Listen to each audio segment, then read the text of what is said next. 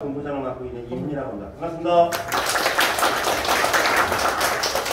저희 교육원이 매 기수마다 프로젝트라는 걸 하게 되고 여러분들도 하게 되겠지만 프로젝트가 끝나면 이제 발표 프레젠테이션 데이를 가져요. 근데 최근 1년 반 동안 프레젠테이션 데이를 한 번도 못 가졌어요. 코로나 때문에.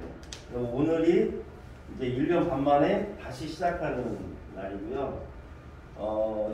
5층에 다행스럽게도 지금 현재 전체 3개 방밖에 없어서 저희 방 포함해서 이 2개 방밖에 없어서 5층 분들만 일단 초대를 했고요. 원래대로 하면은 이제 희망자연에서 들어오게 되는데 4층, 3층에 계신 분들은 일단 빼고 5층에 계신 분들만 초대했으니까 좀 양해 좀 구해 주시고요. 제가 여러분들을 자주 뵈야 되는데 교육상본부장으로서 여러분들 자주 뵈야 되는데 작년부터 제가 수업을 들어가고 있어요. 저는 과정을 맡고 있다 보니까 여러분을 자주 못 뵈요. 그래서 이렇게라도 여러분들 뵙게 돼서 정말 다행스럽고 다시 한번 반갑습니다. 저희 반은 올 4월부터 시작한 반인데요. 우리 타이틀대로 프론트엔드에 조금 더 초점을 맞췄어요. 저희 교육원에서 운영되는 과정들은 다 백엔드 중심으로 운영이 되죠. 근데 이제 백엔드가 차지하는 부분이 한 60%라고 하면 40%는 이제 프론트엔드가 어떻게 바뀌냐에 따라서 과정명이 틀린 것 뿐인 거예요. 저희 과정은 JS 프레임워크를 활용한 스마트 웹 개발자, 똑같이 이제 백엔드 기반으로 운영이 될 겁니다. 저희 과정 같은 경우는 4월 8일로 시작해서요. 원래는 좀 더 일찍 끝났어야 되는데 코로나 때문에 잠깐 쉰 적이 있을 거예요. 그래서 그만큼 연기가 돼서 다음 주 9월 29일 날 수료하게 돼요. 원래 프로젝트 반마다 좀 특성이 있어서 프로젝트 발표하는 날이 수료인 반도 있고요. 되도록이면 제가 선생님들한테 당부드리는 게 프로젝트 끝나기 한 일주일 전에는 수료하기 일주일 전에는 프로젝트를 좀 했으면 좋겠다라고 말씀드리니까 아마 여러분도 그 일정에 맞춰서 나중에 프로젝트를 하게 될 거예요. 그 이유는 프로젝트 끝나면 이제 취업 준비해야 되잖아요. 프로젝트 하는 이유도 다 취업 때문에 하는 거니까. 선생님들이랑 같이 어느 취업 정보 알아보는 것도 한번 찾아봐야 될 거고, 이력서나 자기소개서 같은 경우도 조금 달리 표현 방식을 바꾸기도 하고 해서 상담도 많이 해야 될 거고, 그래서 여러 가지 취업 준비 때문에 좀 일찍 되는. 근데 프레젠테이션이 좀 늦게 되면 그 시간이 별로 없어서 좀 혼동스럽더라고요. 이제 밤마다 좀 편차는 존재하게 될 거예요. 자, 저희 다른 과정도 다 똑같겠지만 주요 교과목은 자바, 스프링 프레임워크, 오라클 데이터베이스, 그 다음에 웹이에요. 근데 이제 이 안에서 여러 가지 세부적인 것들이 또 존재하겠죠. 반별로 좀 틀릴 거예요. 어떤 데는 스프링 프레임워크 대신에 스프링 부트를 진행하는 클래스도 있을 거고요. ORM도 마이바티스 대신에 스프링 부트로 진행하는 클래스 같은 경우는 JPA를 아마 쓰게 될 거예요. 자바도 버전이 틀리죠. 저희 같은 경우는 이제 줄루 자바 12를 썼는데 반별로 조금은 틀리게 될 거예요. 과정의 특성상 조금 차이는 있지만 결국에는 나중에 스프링 기반으로 개발하게 되면 1.8까지밖에 개발을 못해요. 그러니까 똑같다라고 보시면 되고요. 저는 제 닉네임이에요. 저는 훈짱이라고 하는데 제 이름은 임훈이라고 합니다. 프로젝트에 대해서 말씀드리면 저희는 인원이 굉장히 작아요. 16분이에요. 16분이가 세 팀으로 구성이 되어 있고요. 한 팀은 에러슬러스, 어스비, 누수자바라고 하는 팀인데 팀 이름들은 본인들이 정하는 거죠. 제가 정하는 건 아니고요. 어스비는 제가 스프링 프레임워크 수업 강의를 진행할 때 항상 만드는 게 인증 클래스부터 먼저 만들거든요. 그래서 어센티케이션이라는 클래스를 만들게 되는데 그거의 스택 변수명이 어스비예요. 제가 쓰고 있는 게. 그랬더니 우리 두 번째 팀은 어스비라고 한 것 같아요. 누수자바는 제가 이렇게 추천하지 않는데 본인들은 굉장히 좋은 용어라고, 자바가 메모리에서 누수되는 걸 막겠다고 그렇게 이름 정하는 것 같아요. 전체적으로 프로젝트는 두 파트로 나눠서 진행을 했고요. 실제 여러분들 교육과정의 프로젝트는 세컨드 할프에 해당하는 부분이 실제 리얼 프로젝트 기간이에요. 그 다음에 퍼스트 할프는 여러분 수업 진행하는 과정 속에서 여러분들이 설계하고 뭐 저녁에 남아서 하기도 하고 주말에 만나서 만나기도 하고 하는 과정이라고 보시면 돼요. 이 기간에는 수업도 같이 이루어지면서 진행하는 기간이라고 보시면 되는데 퍼스트 할프는 3주 정도 걸렸어요. 오히려 제가 항상 늘 강조하는 게 이 파트이다 보니까 설계가 잘못되면 뒤에 코딩은 전혀 나올 수가 없고 맨날 수정만 하다 끝나게 돼요. 그래서 설계는 총 6단계를 거치게 되는데 매 단계마다 저랑 협의해야 되고 제 승인이 안 떨어지면 다시 빠꾸 맞고 이런 과정을 거쳤어요. 그래서 뭐 아이템 선정부터 시작해서 기획서, 그 다음에 실제 내가 뭘 할 건지 업무에 대한 잡에 대한 정의 먼저 내리고 잡 상세도 그려내고 그 다음에 프론트엔드, 데이터베이스, 그 다음에 백엔드, 디자인, 설계 작업이에요. 요거에 관련된 모든 서류들은 지금 바로 앞에 나가시면 전시해놨어요. 이따가 끝나고 나서 한번 보세요. 3개 팀 중에 한 팀은 지금 시간이 급해서 많이 못 끼워놨고요. 2개 팀은 거의 한 90% 이상 서류 다 끼워놨거든요. 참조하시면 좋을 것 같고요. 보통 프로젝트 할 때 이 전반기에 이루어지는 서류 작업들이 약간 1000페이지가 약간 넘게 돼요. 그 정도의 설계가 나오지 않으면 프로젝트 진행 자체가 상당히 힘들어지죠. 그래서 여러분들도 많이 참조해 줘야 될 것 같고요. 실제 코딩은 3주예요. 제가 처음에 우리 학생들한테 코딩은 3주면 충분하다 했는데 다 안 믿었었어요. 그런데 설계를 워낙 고생하면서 하다 보니까 실제로 3주라고는 하지만 실제 빨간 날 빼면은 16일밖에 안 돼요. 그래가지고 사실은 주말도 없이 코딩을 했어요. 이 친구들이 굉장히 고생을 좀 많이 했고 코딩은 지난주 월요일날, 요번 주 월요일날 끝났습니다. 코딩 끝나고 제가 더 이상 기술 개발을 못하게 했고요.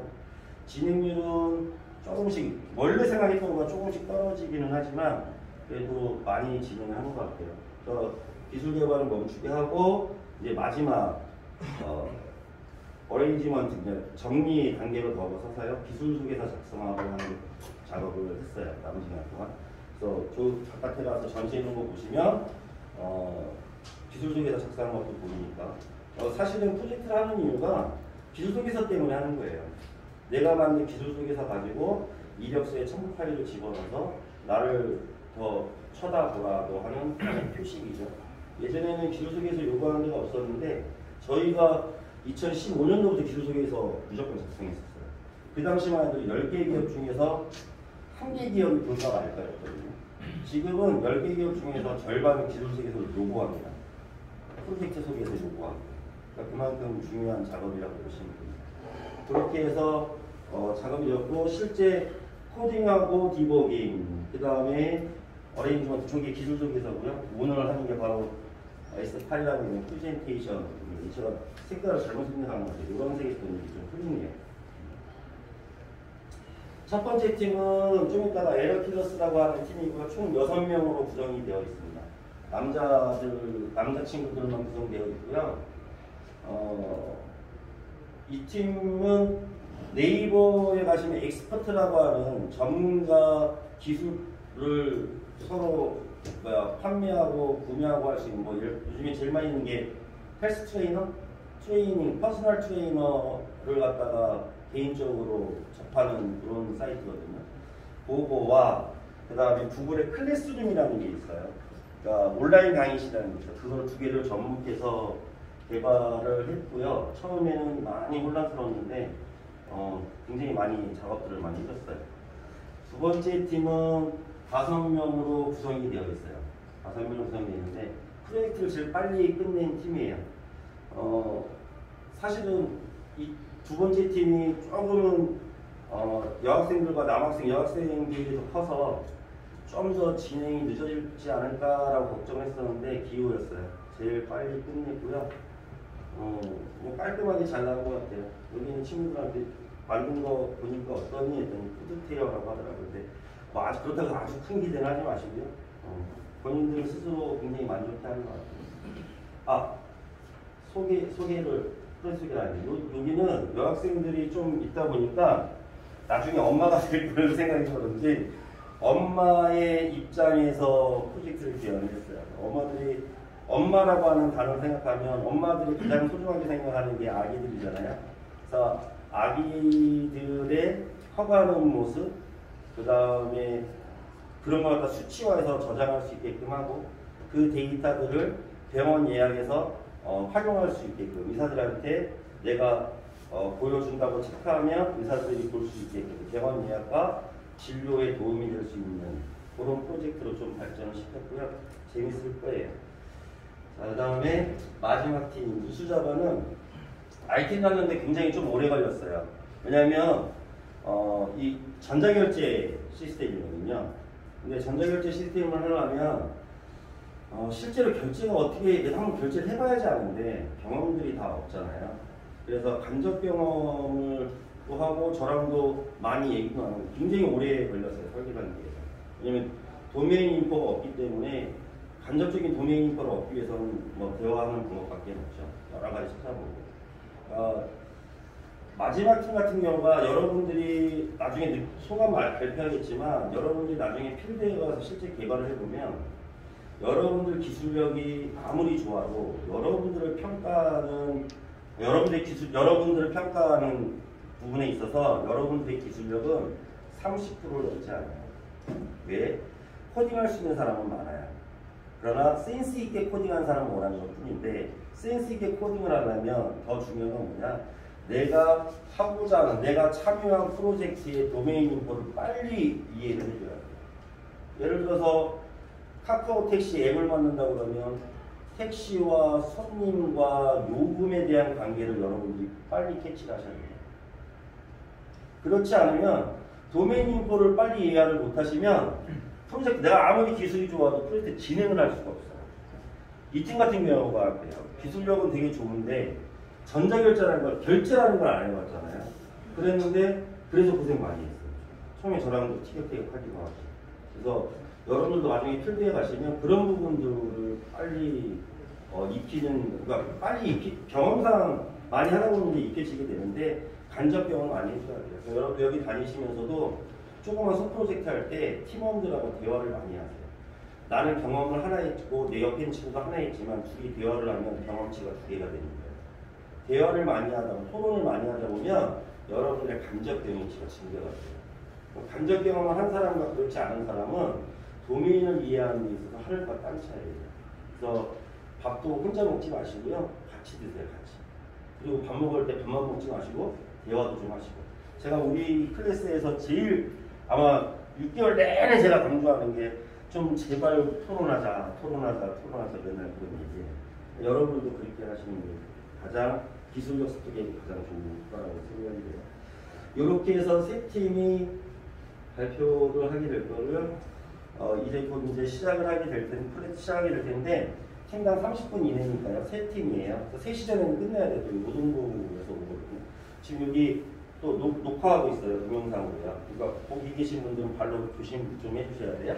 또 녹화해서 또 제가 또 보유하고 또 우리 활동분들 노동부도 주고 또 해야 되고 해서 2시 45분 이전에는 끝나게 될 거예요. 세 팀을 하는데 조금 지루한 면이 있을 수도 있어요. 발표를 이렇게 여러분들 모시고 발표한 건 없으니까 처음 하는 거라 좀 지루할 수 있지만 여러분들도 나중에 이 입장이 될 수 있으니까 좀 복돋아준다, 수고했다라는 측면에서 박수 좀 크게 쳐주시고요.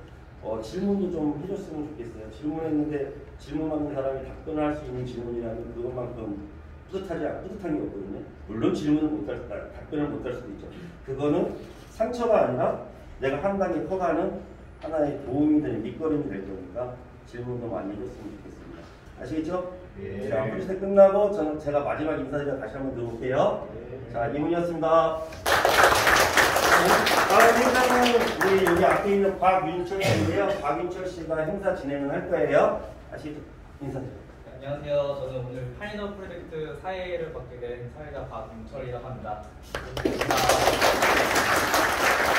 오늘 아침에 갑자기 교수님이 사회를 보라고 하셔가지고 제가 준비를 많이 못하는 관계로 많이 좀 어눌하고 아니면 순서가 정리 안 돼 있을 줄 있다는 점 양해 부탁드리겠습니다. 저희가 코로나 끝나고 프로젝트 시연을 저희 반이 처음 하는 거라서 아직 다들 긴장을 많이 하고 준비가 많이 안 되어 있다 하더라도 저희가 고생한 만큼 잘 봐주시기 바라겠고요. 저희가 이제 이번 시연을 준비하면서 앞전에 참고할 만한 사항들이 없었기 때문에 많이 어려움을 겪었는데요. 저희가 교육원에 들어와서 수업을 시작한 지 벌써 6개월이 다 되어가요. 파이널 프로젝트를 준비하는데 약 2개월 정도 소요를 했는데 저희가 고생한 만큼 부족한 부분이 있더라도 끝까지 집중하셔서 잘 봐주셨으면 좋겠습니다. 그럼 첫 번째 팀인 에러킬러즈의 2EX 프로젝트 시작하도록 하겠습니다. 큰 박수 부탁드리겠습니다. 안녕하세요. 2X 프로젝트 팀장을 맡게 된 강한별입니다. 저희 팀명은 에러킬러즈로 에러를 잡아버리겠다라는 의지로 팀명을 지으게 됐고요. 프로젝트는 교수님께 들으셨겠지만 간단하게 요약해서 쇼핑몰과 학습 관리 시스템을 통합해봤어요. 쇼핑몰 내용은 주로 전문 기술이나 교육을 사고 파는 내용입니다. 진행 순서는 처음에 설계할 때 기획했던 내용과 저희가 실제로 프로젝트를 진행하면서 된 일정, 그리고 사용한 개발 도구, API 등, 그리고 실제로 구현해낸 저희들의 프로젝트의 기능, 그리고 프로젝트를 실제로 시연을 하고 사이트에 접속을 해서, 그리고 마지막으로 팀원 소개를 하고 Q&A를 하고 마치도록 하겠습니다.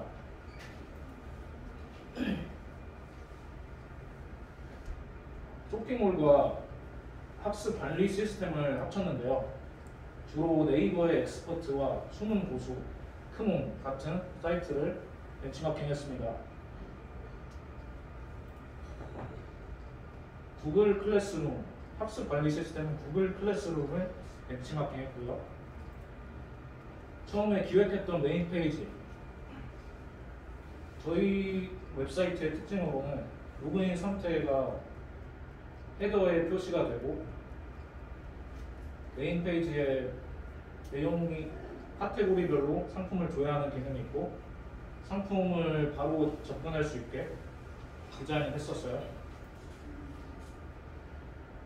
크게 네 파트로 나눠지는데 프로젝트가 일단 계정 인증 부분은 카카오 API를 사용해서 회원가입과 로그인이 한 번에 해결되기에 구매자 쪽은 카카오 API를 사용했습니다.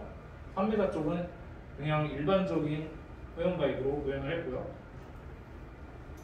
그리고 두 번째가 마이페이지와 마이샵 기능인데 구매자 쪽은 마이페이지고 판매자 쪽은 마이샵 기능으로 마이페이지는 일반적인 회원 정보 조회 그리고 구매했던 주문 목록 조회, 마이샵은 매장 관리 시스템이 되겠어요.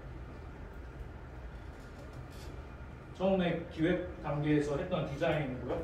주로 사이드 메뉴가 통일되어 있고 실제 서비스는 메인 컨텐츠 쪽에서 진행을 했어요.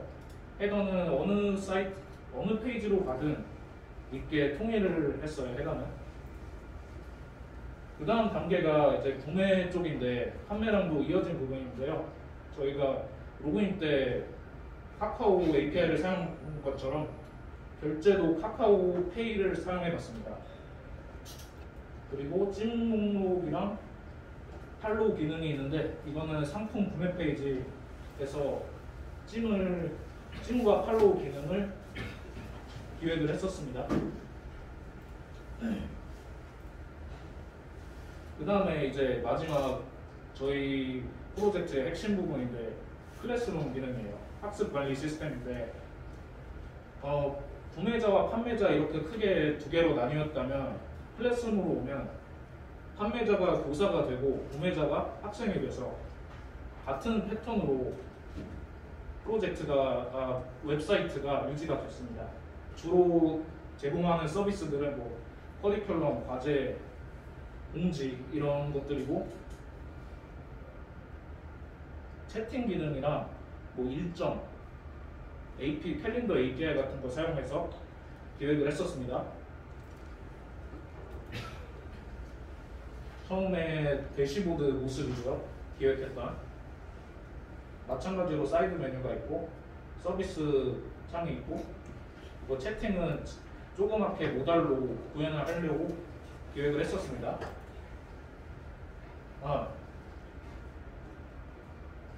그리고 이제 저희가 프로젝트를 진행했던 일정인데요. 아까 간단히 들으셨겠지만 주로 설계 2주에서 3주 하고 실제 코딩도 3주 정도 해서 마무리했습니다. 설계가 참 시간이 오래 걸렸어요. 개발 도구는 저희는 웹 개발 스프링 자바 프로젝트이기 때문에 꼭 필요한 게 자바, 자바스크립트, HTML, CSS, 스프링 프레임워크, 그리고 SQL 디벨로퍼 이 정도 했고요. 저희만이 이제 특별히 사용한 게 팀원들과의 소통을 위해서 디스코드, 그리고 구글 드라이브 등을 사용했어요. 실제 지금 슬라이드도 구글 드라이브로 하고 있는 거고요. 이제 API나 기술 등은 좀 이따 시연할 때 더 자세히 설명드리겠지만 카카오 API가 아주 중요한 거고, 이제 클래스룸에서는 여러 가지 사소한 차트 JS나 캘린더 API 등을 사용했고, 채팅은 웹소켓, 스프링의 웹소켓 라이브러리가 있더라고요. 그것과 스톰프와 싹 JS 등을 사용해서 채팅을 구현했습니다. 이게 이제 기획 단계는 끝났고 실제 저희가 구현해낸 모습인데요. 로그인은 처음에 구매자, 판매자가 두 파트로 나뉘어있기 때문에 선택을 하게 할 수 있게 만들었어요. 카카오 로그인, 구매자는 카카오 로그인을 하고 판매자는 일반 로그인을 할 수 있게 로그인 버튼을 클릭하면 모델로 출력이 되고 선택을 할 수 있게 만들었어요. 회원가입도 마찬가지로 회원가입 페이지에서 카카오로 회원가입할지 일반 판매자로 회원가입할지 선택을 할 수 있어요. 카카오일 경우 먼저 카카오 딴에서 로그인을 하고 저희 사이트로 리다이렉트를 시켜서 카카오에서 가져온 정보를 추가를 하고 저희가 추가로 몇 가지 정보를 요청을 합니다. 그것까지 입력을 해서 구매자 회원가입이 완성이 됩니다. 이제 마이 페이지 쪽인데요. 보시다시피 카카오 로그인을 하면 헤더에 카카오에서 가져온 프로필 사진 정보가 업데이트 되게끔 했습니다. 사이드 메뉴가 있고 마이 페이지에는 멋진 목록 팔로우 등 서비스들을 구현했습니다. 그리고 구매자였다면 이제 판매자로 넘어와서 판매자는 매장 관리 시스템이고 처음에 들어가면 상품 목록을 보여주고 상품 목록이 상품이 일반 상품과 클래스룸 상품으로 두 개로 나눠져 있는데요. 선택을 할 수 있어요. 판매자가 클래스룸 기능을 사용하고 싶으면 클래스룸 기능으로 상품을 등록하고 이렇게 등록한 상품은 마이샵에서 클래스룸으로 연결할 수 있게 기능을 만들었습니다. 이제 구매 쪽인데요. 구매 쪽은 카카오 페이를 사용하고요. 페이지에 카카오 페이 결제 외에도 판매자의 다른 상품을 열람할 수 있는 방문 버튼도 있고 그리고 판매자를 즐겨찾기에 추가해서 다시 방문하고 싶다라고 하면 팔로우도 할 수 있고 상품을 나중에 한 번 더 보고 싶다, 생각을 하고 싶다 하기 위해서 저 하트 버튼이 찜 버튼이에요. 이렇게 만들었고요. 결제를 하면 휴대폰으로 카카오페이가 정보가 이어지게 만들었습니다. 결제가 휴대폰으로 카카오페이로 하면 보시다시피 지금 테스트 결제가 떠요. 카카오에서 제공하는 개발자들에게 제공하는 결제 기능을 해볼 수 있는 API예요. 완료가 되면 주문 목록이 뜨고 자신이 결제한 상품을 확인할 수 있고 아래 주문 목록으로 이동해서 그 실제 결제됐는지도 확인할 수 있어요. 이거는 방금 말씀드렸던 팔로우랑 찜 기능인데 클릭하면 색깔이 변하게끔 페이지 로딩 없이 AJAX로 구현을 했습니다. 그리고 이제 클래스룸으로 넘어가는데 학습 관리 시스템이에요. 클래스룸을 사용하는 상품이면 판매자든 구매자든 접근을 할 수 있고요. 결제를 하거나 그 자기가 상품으로 등록한 판매자는 접근을 할 수 있고, 마찬가지로 사이드 메뉴에 다른 서비스로 이동할 수 있게 되어 있고, 공지나 커리큘럼 과제 일정 이런 것들은 모두 다 판매자와 구매자, 즉 교사와 학생이 서로 공유를 할 수 있게 되어 있어요. 그리고 관리 버튼이 있는데 이것은 마이샵으로 로그인해야 돼. 판매자로 로그인해야만 있는 개념이에요. 구매자는 관리를 할 수 없어요. 관리를 들어가 보면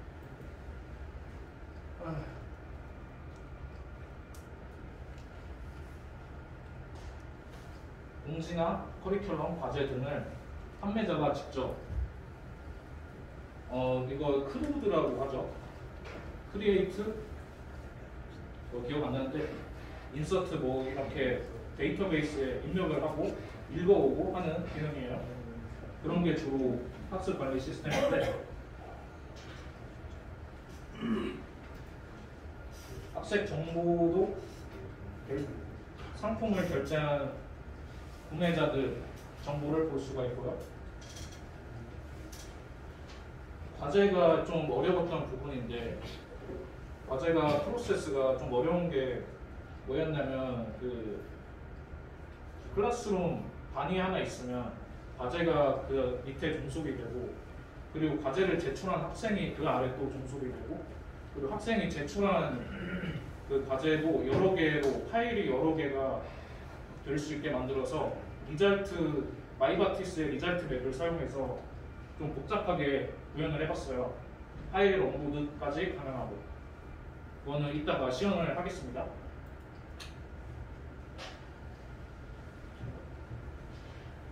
네, 그러면 기능 설명은 여기까지고요. 이제 실제 시연을 해보겠습니다.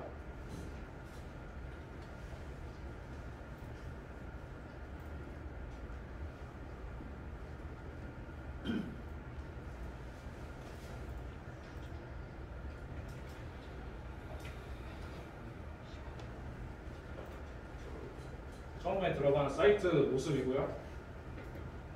로그인 안 하고도 일단 사용할 수 있는 서비스들이 카테고리별 상품 조회, 그리고 상품 조회를 할 수 있고요. 일단 회원가입부터 해볼게요. 판매자로 회원가입을 간단하게 해주세요. 일반적인 회원가입이죠. 정보 확인 있고 개인적 있고.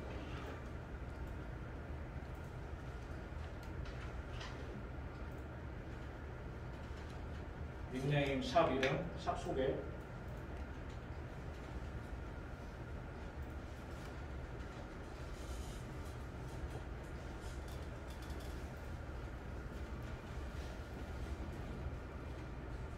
이렇게 회원가입을 하게 되면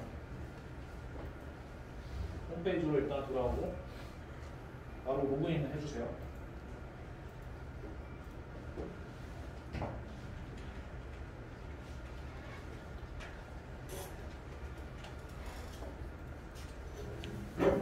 그리고 마이샵으로 회원가입할 때 입력했던 정보들이 샵 정보에 반영이 되는 게 보이실 거예요. 그리고 바로 상품 등록부터 해볼게요. 상품 등록은 파일 업로드 기능을 사용해서 이미지를 올리고 상품의 정보를 입력하고 사이트에 올리는 방식으로 했어요. 이미지 하나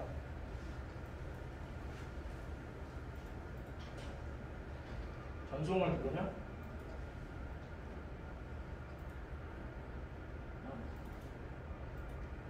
이미지가 이렇게 뜨게 되고, 이거 다른 팀 거이긴 한데 클래스룸 타입으로 해주시고요.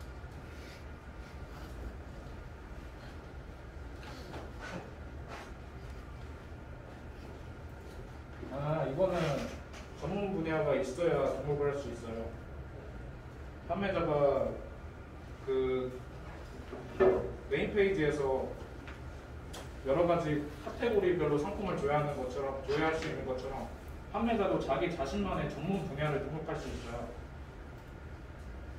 이렇게 저희가 올려놓은 전문 분야를 선택해서 등록을 해야 상품을 올릴 수 있어요.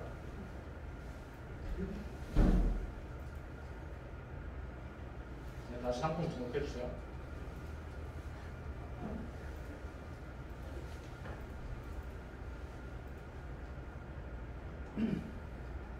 클래스룸 타입, 그 방금 올렸던 전문 분야가 담겨 있고,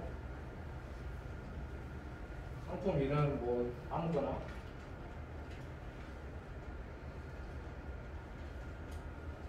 테스트 상품, 뭐 테스트, 시작일 오늘, 종료일도 오늘. 종료일은 내일로 하죠. 가격 적당히 하고 등록을 하면 이게 등록한 상품에 뜨게 되고요. 이제 클래스룸 이동 기능이 있어요. 들어가면 아까 등록했던 상품 정보가 클래스룸의 헤더에 반영이 될 수 있고, 설명보기 눌러주시면 설명도 나오고 정보 보기에도 기간이 뜰 거예요. 지금 공지도 없고 하는 것도 없어서 예시로 몇 가지만 넣어볼게요. 관리로 바로 들어가서 공지부터 환영합니다라고 써주세요.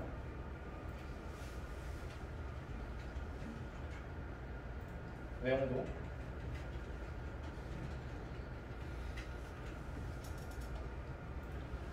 추가하면 바로 목록이 추가되고 버튼이 다 하나 더 생기게 되고, 이제 학생 정보는 지금 비어 있어서 과제를 한번 추가해 볼까요? 과제 뭐 간단하게 계산기 만들기, 내용 자바스크립트로 계산기를 만들어 보세요. 시작일은 오늘로 해주시고 내일까지, 최대 점수 뭐 한 200점 이렇게 입력을 하면 과제 목록에 하나가 튀어나오고 수정, 삭제 등을 할 수 있어요. 일단 여기서 대충 관리 쪽은 이런 느낌이고, 돌아가기 위해서 채팅방 한번 가볼게요. 채팅방 들어가서 일단 대기합니다. 여기서 새 창 열어주세요. 새 시크릿 탭. 이제 구매자 기능들을 한번 볼 거예요.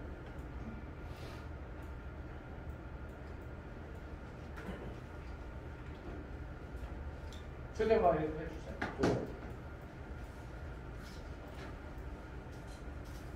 최대 더블클릭. 네. 구매자로 카카오 로그인을 보여드릴게요. 로그인 누르시고 구매자 로그인. 카카오 로그인으로 연결이 되고,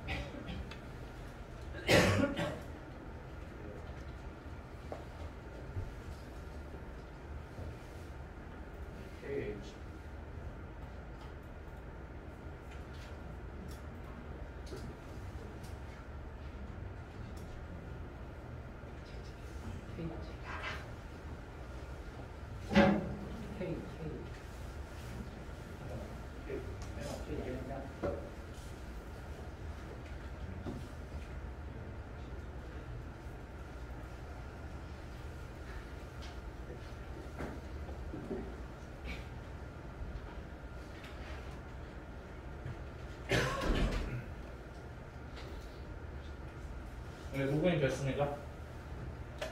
로그인, 구매자로 로그인하고 여러 가지 기능을 할 수 있는데, 일단 상품부터 구매를 해볼게요. 방금 판매자가 올린 상품을. 아까 카테고리가 뭐였죠? 네, 생활 서비스로 들어가면 판매자가 올린 상품이 바로 이렇게 보이는 게 보일 거예요. 일단 근데 결제를 하지 말고 다른 데도 좀 둘러볼게요. 미디어 한번 들어가 볼까요? 그러면 다른 판매자들이 올린 상품들이 일반 상품, 뭐 클래스룸 상품 이렇게 구분되고 판매자도 구분돼서 보여지는 모습이 있고요. 취미 쪽 가보면 네, 이거는 또 취미는 일반인들이 올릴 수 있어서 좀 장난스러운 이런 것도 있는 부분이에요. 이제 바로 결제해보. 거기 업무 노무 쪽 한번 봅시다. 저희가 이게 페이지행 기술을 구현해봤는데요. 상품이 되게 많을 경우 다음 페이지로 자동으로 생성이 되게끔 해봤어요.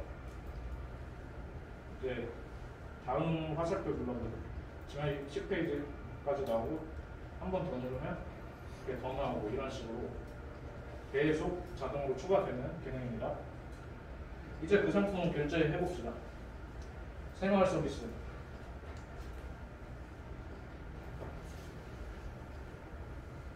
온 김에 팔로우랑 하트도 찍어놓고 바로 구매해봅시다.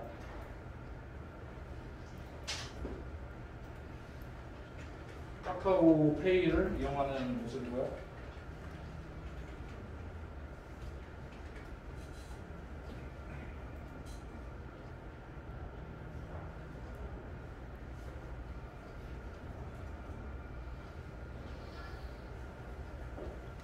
요청을 보내면 실제로 핸드폰으로 결제를 하라는 알림이 와서 완료를 해주면 다음 페이지로 넘어가게 되어 있습니다. 또 주문 목록으로 가볼게요. 그럼 방금 결제했던 상품이 뜨는 모습이 나옵니다. 찜이랑 팔로우도 한번 가볼게요. 방금 찜한 거랑 팔로우 한 거 테스트샵이었죠.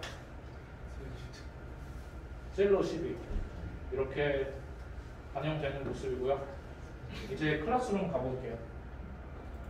아이클래스 하면 클래스룸 타입인 상품들이 이렇게 떠요. 바로 입장해 주시고 아까 판매자로 교사로 올렸던 공지가 여기에 반영되는 모습이고요. 과제 계산기 만들기 판매자가 올렸던 과제가 지금 이렇게 나와 있습니다. 클릭해 볼까요? 클릭하면 과제의 상세 정보가 사용자가 구매자가 입력할 수 있는 과제 내용 부분이 생겨요. 과제 내용에 간단하게 계산기 만들기니까 뭐 파일 첨부했습니다. 뭐 이렇게 써주세요. 그리고 파일 추가, 실제 소스 코드를 보내주는 거죠.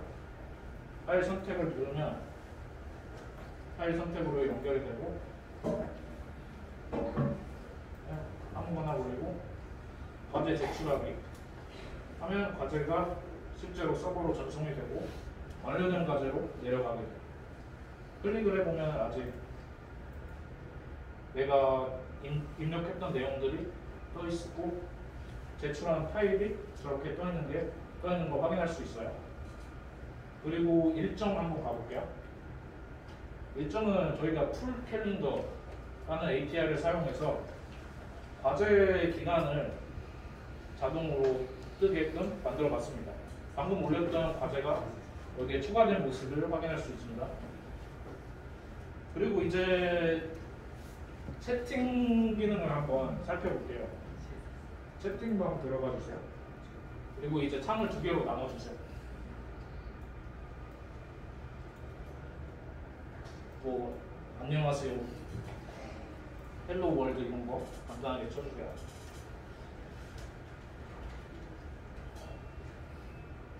그리고 반대쪽에서도 판매자 쪽에서도 판매자의 이름과 그리고 판매자가 이 클래스룸의 그 주인일 경우 선생님이라고 표시가 되게끔 했어요. 채팅방은 방을 클래스룸별 상품 하나당 방 하나 이런 식으로 구현을 해서 다른 클래스룸에는 현재 채팅방이랑 전혀 그 충돌이 일어나지 않습니다.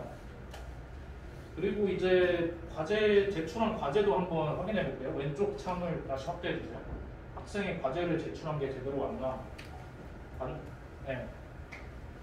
과제 관리 들어가서 지금 계산기 만들기 상세를 들어가 보면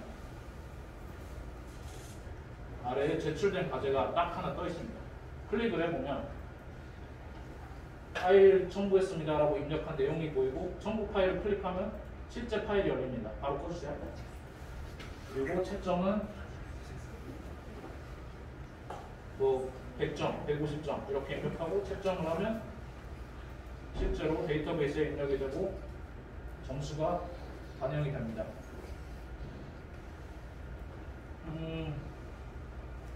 네, 시연은 여기까지입니다. 이제 저희 그 팀원들 소개해 드리겠습니다.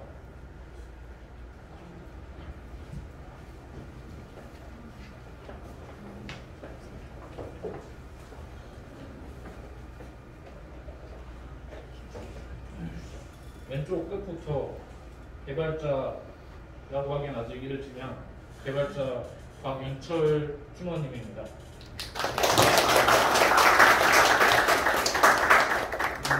팀 에러킬러에서 개발을 하게 된 박윤철이라고 합니다. 저희가 팀 그 프로젝트를 시작하게 되면서 어떻게 잘 해낼 수 있을까 많이 걱정을 했는데요. 그리고 저희 팀원들이 많이 열심히 해준 덕분에 저희가 이렇게 마무리를 잘 짓게 된 것 같습니다. 이 자리를 빌어서 팀원들한테 고생했다는 말 하고 싶고요. 잘 부탁드리겠습니다. 저희 팀의 이상은님 소개해드리도록 하겠습니다. 네, 안녕하세요. 이상은입니다. 저는 부팀장 같은 역할의 엔지니어 담당했고, 쇼핑몰의 앞단, 플랫폼단 그쪽 디자인과 약간 설계 쪽을 담당했었고요. 뒤에 보니까 많이 긴장되고 봐주셔서 감사합니다. 진우입니다. 안녕하십니까, 하진입니다. 저도 이 프로젝트에서 팀원으로 참여하게 됐고요. 제가 아직 많이 부족해서 뭐 힘든 점도 많았지만 좋은 팀원들과 함께해서 재미있게 잘 마무리한 것 같습니다. 감사합니다. 이동민 씨였습니다. 이번 프로젝트에서 데이터베이스 설계와 클래스룸 전반적인 CSS 그리고 기능별 맡게 된 이경훈이라고 합니다. 이번 프로젝트를 진행하면서 굉장히 힘든 점도 많았고 문제점도 많았는데 하다 보니까 결국에 다 하게 되고 이게 마지막이 아니라 이제 시작이니까 여러분도 잘 할 수 있을 거라 생각합니다. 감사합니다.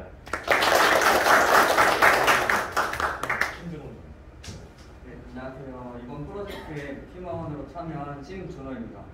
프로젝트 하면서 수업 시간에 배웠던 거 다시 한번 써볼 수 있어서 재미있었던 경험이었고 팀원들한테 같이 해줘서 감사하다는 말 하고 싶습니다. 감사합니다. 저는 팀장, 에러플러스 팀장 전체 프로젝트 총괄을 맡았던 강한별입니다. 주로 맡은 거는 클래스룸 관리랑 채팅 기술 정도였고요. 정말 어려웠습니다. 설계가 진짜 중요하다고 느꼈고요. 경험이 또 중요하다고 느꼈습니다.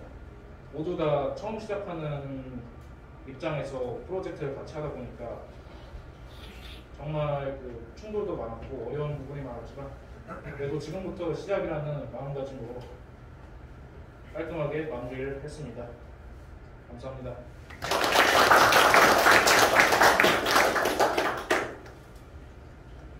그 프로젝트에 대해서 질문 혹시 있으신 분 있나요? 네. 그 판매자랑 구매자가 따로 있잖아요, 계정이. 네. 근데 그거를 한 계정으로 하면 뭔가 더 편리할 것 같긴 한데 꼭 이렇게 따로 해야만 했던 이유가 있나요? 그게 DB 데이터베이스 설계 단계에서 그렇게 했었는데요. 데이터베이스가 최대한 그 데이터를 전략하려면 컬럼 수가 꼭 필요한 것만 있어야 되고 열값이 진짜 없어야 돼서 판매자랑 구매자랑 요구하는 정보가 달라서 처음에는 한 계정으로 설계했었는데 나중에 분리를 하게 됐습니다. 데이터베이스 메모리 전략이라는 측면에서. 혹시 그 로그인 방식이 달라서 그러신 건가요? 네네. 그거는 처음에는 하나로 하려고 했다가 교수님께서 두 개로 나오는 것도 하셔가지고 두 가지 다 구현할 수 있잖아요. 소셜 로그인도 구현할 수 있고 일반적인 로그인도 해가지고 따로 했었습니다. 만약에 하나로 할 거면은 약간 카카오에서 주는 아이디를 살짝 이렇게 바꿔가지고 하든지 어떤 그런 방식을 했어야 되는데 일단 두 가지 해보고 싶어서 해봤습니다. 네, 질문 또 없으시면 여기서 마무리 짓겠습니다. 감사합니다.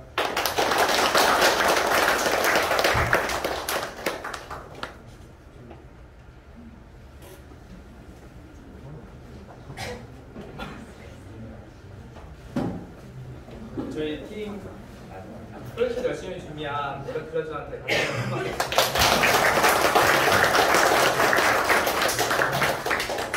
제 팀이 아니라 제 팀이라서 그런 게 팀이라서 그런 게 아니라 이 CSS는 좀 약간 어눌해 보일 수도 있긴 하겠지만은 그래도 기술적인 부분에서는 잘 된 것 같아서 정말 뿌듯하고요. 부족한 부분이 찾기가 좀 어려운 프로그램이지 않았나 싶습니다. 제가 차이를 처음 보는 거라서 제품으로 말을 어떻게 해야 될지 잘 몰라가지고 참 어렵네요. 다음은 이제 다음은 이어서 두 번째 팀인 어스빅의 아기 로고 프로젝트 시작하도록 하겠습니다. 큰 박수 부탁드리겠습니다. 네, 안녕하세요. JS 프레임워크를 활용한 스마트 웹 개발자 과정에 아기 로고 프로젝트를 진행한 팀 어스빅 연구사 윤설아입니다. 프로젝트를 살펴보러 가실까요? 네, 첫 번째로 목차를 살펴볼 건데요. 첫 번째로 프로젝트 개요, 두 번째로 프로젝트 설계, 세 번째로 기능 시험, 네 번째로 Q&A 시간을 갖도록 하겠습니다. 첫 번째로 저희가 프로젝트를 기획한 이유에 대해서 설명드릴 건데요. 저희가 프로젝트를 기획한 이유는 기존 육아/일기 서비스에는 아이의 일상을 기록하고 공유하는 데 초점이 맞춰져 있어요. 하지만 저희는 이런 일상 공유 기능을 포함하여 엄마 아빠들이 우리 아이의 건강을 기록하고 그 기록을 바탕으로 우리 아이가 아플 때 의료기관에서 이 기록을 활용할 수 있는 서비스는 없을까라는 생각으로 기획하였습니다. 두 번째로는 저희 개발 일정에 대해 살펴볼 건데요. 저희와는 모두 동일하겠지만 총 개발 일정은 41일이었어요. 설계 기간은 19일 정도 걸렸고요. 그 다음에 설계 단계 보시면 마스터 코드라고 있어요. 마스터 코드는 인풋 박스나 버튼에 대한 프로토타입을 작성하고, 그리고 저희가 설계 단계에서 클래스라고 보이시죠? 저때 클래스에서 메소드가 어떤 게 필요한지를 작성하거든요.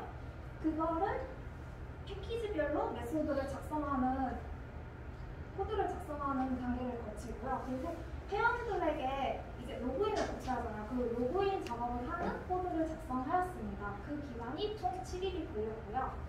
그 다음 실제 코딩이 들어갔는데, 이때 코딩 순서 같은 경우에는 저희가 코딩 시작할 때 팀원 한 분이 코로나를 걸쳐 빠졌었어요. 그래가지고 저희가 시작의 단계가 조금 어려울 수가 있어가지고 API나 라이브러리를 많이 사용하지 않는 마이페이지나 건강일기를 먼저 시작하였고, 그 다음에 캘린더나 지도에서는 라이브러리와 API를 많이 사용해요. 그래서 응용하는데 조금 어려움이 있어서 좀 코딩 기간이 길어져서 16일이 걸렸습니다.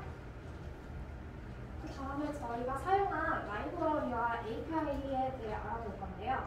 라이브러리에서는 자바스크립트 라이브러리인 jQuery와 구글에서 개발한 데이터를 JSON으로 바꿔주는 JSON, 그리고 CSS 라이브러리인 бот스트랩, 글쓰기 라이브러리인 스마트 에디터, 그리고 알림창을 예쁘게 꾸며주는 실말러, 차트를 그려주는 빌보드 JS, 캘린더 라이브러리인 풀 캘린더, 3D 이미지 라이브러리인 3JS를 사용하였습니다. 그 다음 API에서는 일반 회원이 로그인을 할 수 있는 네이버 로그인, 카카오 로그인을 사용하고요. 지도를 그리는 API인 카카오 지도 API를 사용하였으며 주소 검색을 할 수 있는 카카오 우편번호 API를 사용하고 저희는 병원 회원이 있어요. 그래서 이 병원이 실제 있는 사업자로 등록되어 있는지 아니면 일반 그 개인 과세 사업자인지 확인할 수 있는 사업자 진위 확인 API를 사용하였고요. 그리고 문자 메시지를 보낼 수 있는 카페이사 API를 사용하였습니다. 그 다음은 테이블을 살펴보실 건데요. 테이블 보면 몇 개 없죠? 총 23가지거든요. 큰 카테고리별로 살펴보도록 할게요. 먼저 일반 회원 테이블이에요. 저희는 일반 회원 테이블의 특징이 있다면 유저별로 테마를 갖고 프로필 사진을 갖고 있어요. 그리고 자식으로 아기 테이블이 있어요. 당연히 아기 로그니까 아기 테이블이 있겠죠. 그 다음에는 건강을 기록하는 건강일기 테이블이 있습니다. 저희는 건강일기 테이블이 항목별로 레코드가 들어가기 때문에 카테고리 테이블은 자식으로 깔려 있고요. 그 다음은 감성일기, 진짜 육아일기 테이블이에요. 이 육아일기는 공유하는 기능이 섞여 있기 때문에 댓글 테이블, 좋아요 테이블, 사진 테이블이 자식으로 있습니다. 그리고 자유 게시판 테이블 같은 경우에 똑같이 감성일기와 똑같이 사진, 댓글, 좋아요가 자식으로 있고요. 그 다음에 정보 게시판 테이블 같은 건 저희가 유저에게 육아 정보에 대한 고정적인 지식을 알려주기 위해서 운영하고 있는 테이블이고요. 여기에는 좋아요 테이블만 있습니다. 그리고 일반 유저가 기타 일정, 개인의 일정을 기록할 수 있는 테이블이 또 있고요. 그다음 병원 회원 테이블이에요. 병원 회원 테이블 같은 경우에는 특징이 있다면 그 병원의 로고를 기록할 수 있는 컬럼이 추가되어 있습니다. 여기에 자식으로는 의사 테이블이 있는데요. 이 의사는 당연히 예약을 받을 거 아니에요. 그래서 예약 테이블이 있고 그 안에 그 예약 선택과 예약 중인지, 예약 완료인지, 진료 완료인지를 담고 있는 예약 카테고리가 있습니다. 그 다음에는 이 회원들이 저희랑 연계한 병원에 대해서 코멘트를 남길 수가 있어요. 그 코멘트를 남기는 테이블이 따로 있습니다. 다음은 저희 기능을 한번 시험해 보도록 하겠습니다. 먼저 일반 회원부터 보시도록 할게요.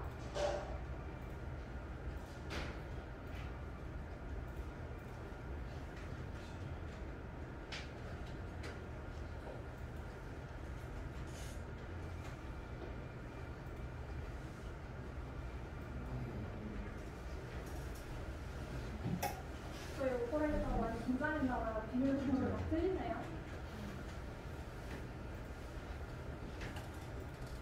네, 이런 식으로 간단한 로그인을 할 수 있고요. 첫 번째로 볼 거는 마이페이지부터 보겠습니다. 네, 마이페이지에서는 역시 아기 먼저 추가를 해보도록 할게요. 혹시 성함이 어떻게 되실까요? 강수민님이요? 강수민님도 아직 한번 등록해보도록 하겠습니다.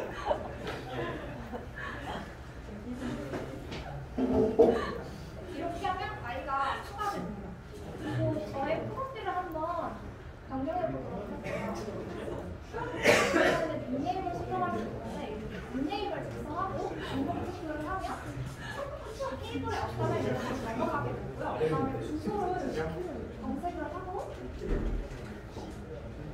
선택을 하게 되면 동만 들어가요. 왜 동만 들어가냐는 의문이 들 수 있는데 혹시 모를 정보 유출 방지 때문에 저희 동만 넣기로 했습니다.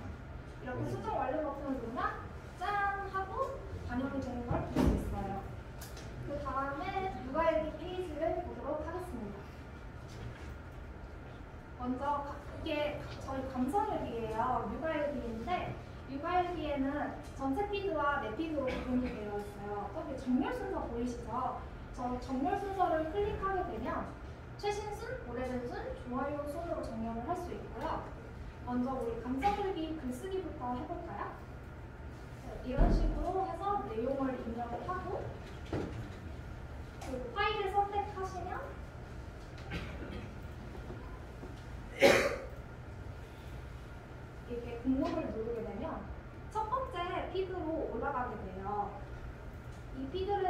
누르면 이런 식으로 모달창이 활성화되면서 일기를 볼 수 있고 이걸 수정을 한번 해보도록 하겠습니다. 네, 수정 버튼을 누르게 되면 바로바로 내용이 바뀌는 걸 볼 수 있어요. 하지만 이거 좀 적절치 않죠? 삭제하도록 하겠습니다. 네, 이렇게 삭제가 되고요. 그리고 종류를 좀 바꿔서 좋아요 순으로 한번 정리를 해보도록 할게요. 첫 번째가 좋겠네요. 첫 번째 클릭을 해서 이렇게 일기를 보면 굉장히 글도 좋죠? 한번 댓글을 달아보도록 하겠습니다.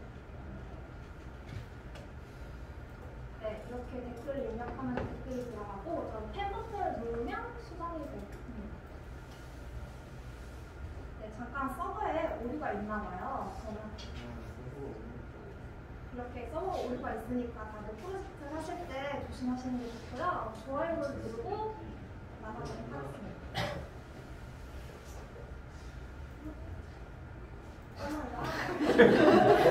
네, 저희 서버 진짜 너무 불안정해가지고 이렇게 네, 그러면 이제 건강일기에 대해서 또 볼 텐데요. 저희 핵심 기능이죠. 저희 핵심 기능인데 이런 식으로 제가 건강일기를 작성하면 이런 식으로 나타나고요. 한번 글쓰기를 해보도록 하겠습니다. 네, 이런 식으로 첫 번째 아이를 선택할 수 있고 그 다음에 날짜를 선택하실 수 있거든요.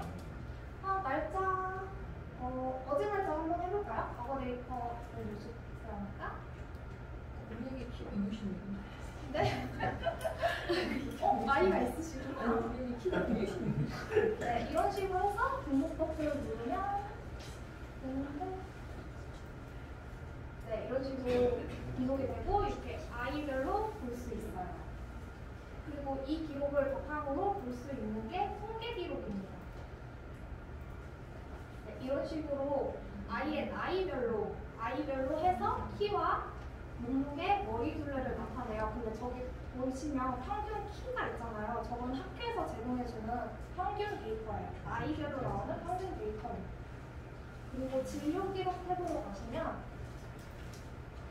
이게 아직 예약을 하지 않아서 안 나오는 건데 이게 저희 지도 탭에서 예약을 하게 되고 그 다음에 또 확정을 받고 진료가 완료되면 의사분이 코멘트를 남겨주셔요. 그 코멘트를 진료 기록에서 보실 수 있습니다.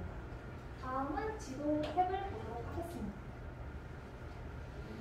네, 저희 지도 탭이고요. 여기서 지금 지역이 어딘지는 모르겠지만 여기 학교니까 하기통 소아과를 검색해 보도록 하겠습니다. 네, 여기에서 이렇게 마커를 하나씩 클릭해보면 연계가 된 곳은 이렇게 예약 버튼과 댓글창이 활성화가 되고요. 안 된 곳은 이런 식으로 해당 병원에 연락하라고 안내가 되어 있어요. 그럼 이제 진짜 예약을 한번 해보도록 할까요? 네, 이런 식으로 예약 버튼을 하면 모달이 활성화되면 아이를 선택하고 의사를 선택하고 원하는 날짜를 클릭하면 원하는 시간대가 있어요. 지금 몇 시죠? 2시네요. 딱 5시 괜찮네요. 건강기록을 공개를 할 건데 이 건강기록은 아까 건강일기 있잖아요. 그 건강일기의 일주일 데이터, 최근 일주일 데이터를 공개할 건지 말 건지를 선택한 거예요. 그래서 저희는 이걸 보여줘야 하니까 당연히 활성화를 시키고 예약 완료를 해보도록 하겠습니다. 그럼 이렇게 기린 의사가 기다리고 있습니다. 이렇게 예약 신청이 완료되면 진짜 예약이 확정된 게 아니고 병원 측에서 예약 확정을 내려줘야 하기 때문에 기다리셔야 돼요. 예약 확정이 되면 그 유저에게 문자 메시지가 갈까 그거를 꼭 기억하고 계셔야 돼요. 그 다음으로 캘린더 페이지를 보도록 하겠습니다. 이 캘린더 페이지 잘 보시면 아주 작은 이모티콘들이 굉장히 많죠. 이 작은 이모티콘들이 감사일기, 건강일기, 일정, 예약 일정을 나타내주는 이모티콘이에요. 그래서 이렇게 클릭하면 해당 일자에 무엇이 있는지 보여주거든요. 그래서 보면 공휴일기, 건강일기 이렇게 비체크된 게 보이시죠? 체크가 안 된 거는 일기를 작성 안 했다는 거고 체크가 된 거는 일기가 작성됐다는 거예요. 그래서 기타 일정을 보시면 내가 일정이 있으면 저런 식으로 발표한 날 하고 작성을 할 수 있고요.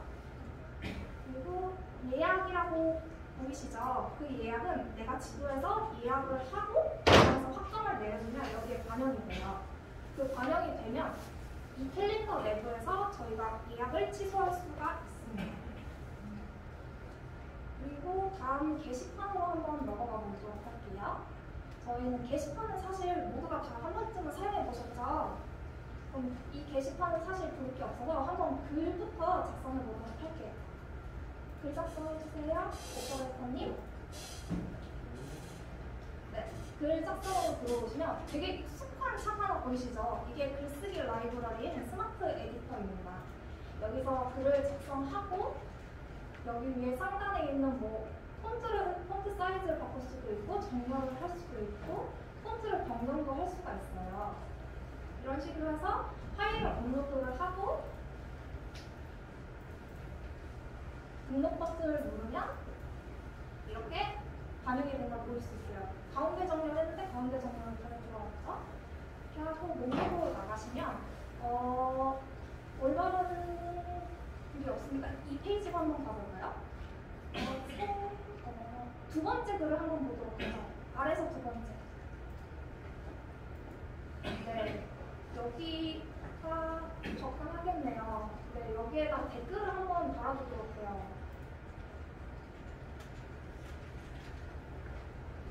네, 이렇게 댓글을 등록하면 게시글 아래 바로 댓글이 반영이 되고요. 댓글이 너무 없으니까 좋아요도 한번 눌러주고 갈까요? 네, 이렇게 좋아요를 누르면 빨간색으로 바뀌게 됩니다. 그 다음에 기업 페이지에 대해서 살펴보도록 할게요. 저희 기업 페이지는 로그인을 하는데 로그인할 때 사업자 등록번호, 그 다음에 그 사업자가 등록한 비밀번호를 입력하고 들어가면 로그인입니다.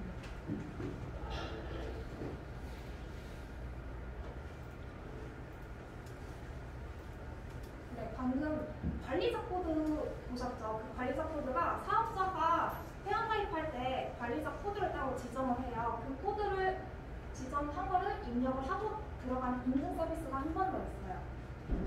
그리고 의사관리 먼저 볼까요? 네, 방금 인증을 해놨기 때문에 바로바로 들어가는 건데 원래는 모든 탭에서 인증을 한 번씩 거쳐야 합니다.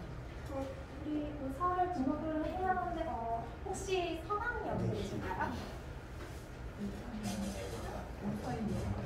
오사연 씨요? 오사연님으로 의사 한번 등록해 주시죠. 네.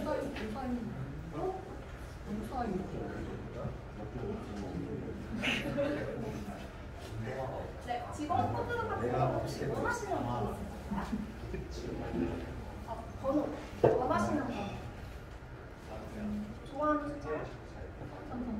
3333으로 등록해줘요. 중복 확인을 이렇게 거치면 없으면 패스가 됩니다.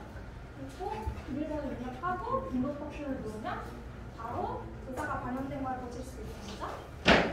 그리고 예약 페이지로 넘어가도록 하겠습니다. 이 예약 페이지는 개인 회원의 캘린더 페이지랑 동일한 캘린더가 보이시죠? 단지 차이점이 있다면 여기는 동그라미와 숫자가 표시돼요. 이 동그라미와 숫자는 뭘 표시하는 건지 혹시 아실까요? 당연히 모르시겠죠? 저희가 지도에서 예약 신청된 인원의 수입니다. 그래서 해당 날짜를 클릭을 하면 이런 식으로 왼쪽에는 시간, 오른쪽에는 예약 리스트가 떠요. 여기 시간의 위쪽 보면 최정이라고 있죠? 그게 바로 의사별로 시간을 관리할 수 있는 테이블이에요. 우선의 시간을 한번 열어볼까요? 네, 오전만 한번 다 열어볼까요? 이런 식으로 클릭하게 되면 이 시간대에 진료가 가능하다고 열리게 되는 겁니다. 그러면 오른쪽에 있는 지금 예약 중인 분이 김은지님을 김은지님을 예약 완료를 한번 해보도록 하겠습니다. 네, 이런 식으로 예약이 완료가 되면 이렇게 보이시나요 혹시? 예약 완료 문자가 도착하죠. 네, 이런 식으로 예약 완료 문자가 도착하게 됩니다. 다음으로는 환자 관리에 들어가 보도록 하겠습니다. 환자 관리는 아까 의사 관리에서 저희가 코드랑 이름, 비밀번호 입력한 게 기억나시죠? 그 코드와 비밀번호 입력하게 되면 이렇게 환자 리스트가 떠요. 해당 의사의 예약된 환자 리스트가 뜨는 거예요. 그래서 여기에서 한 명을 클릭해서 한번 들어가 보도록 할까요? 이렇게 아무것도 안 쓰게 되면 그 사람이 건강 기록을 공유를 안 하겠다라고 체크를 해서 이렇게 뜨는 거고요. 이 의사 소견 입력이라고 쓴 데에는 진료가 완료된 후 의사가 직접 코멘트를 작성해서 등록을 하게 되면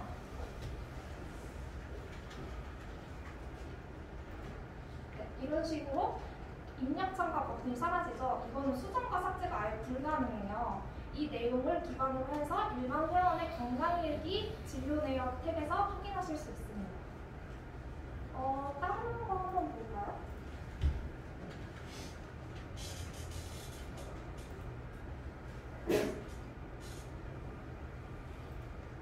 네, 이런 식으로 그 유저분이 하루치만 입력하면 하루짜리만 나오게 돼요. 건강 내역이. 거기 여기에 대한 코멘트를 또 작성을 해주면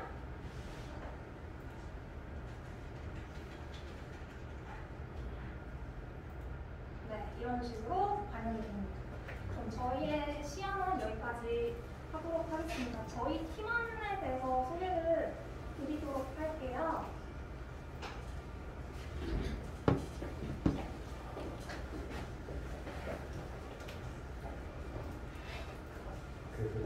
네, 첫 번째로 엔지니어 역할을 맡으신 김재필님입니다. 저는 이제 기업 페이지에서 병원 관리, 환자 관리, 또 전문의 관리 쪽 그리고 게시판 구현을 맡은 김재필입니다. 다음은 최지수님을 소개하겠습니다.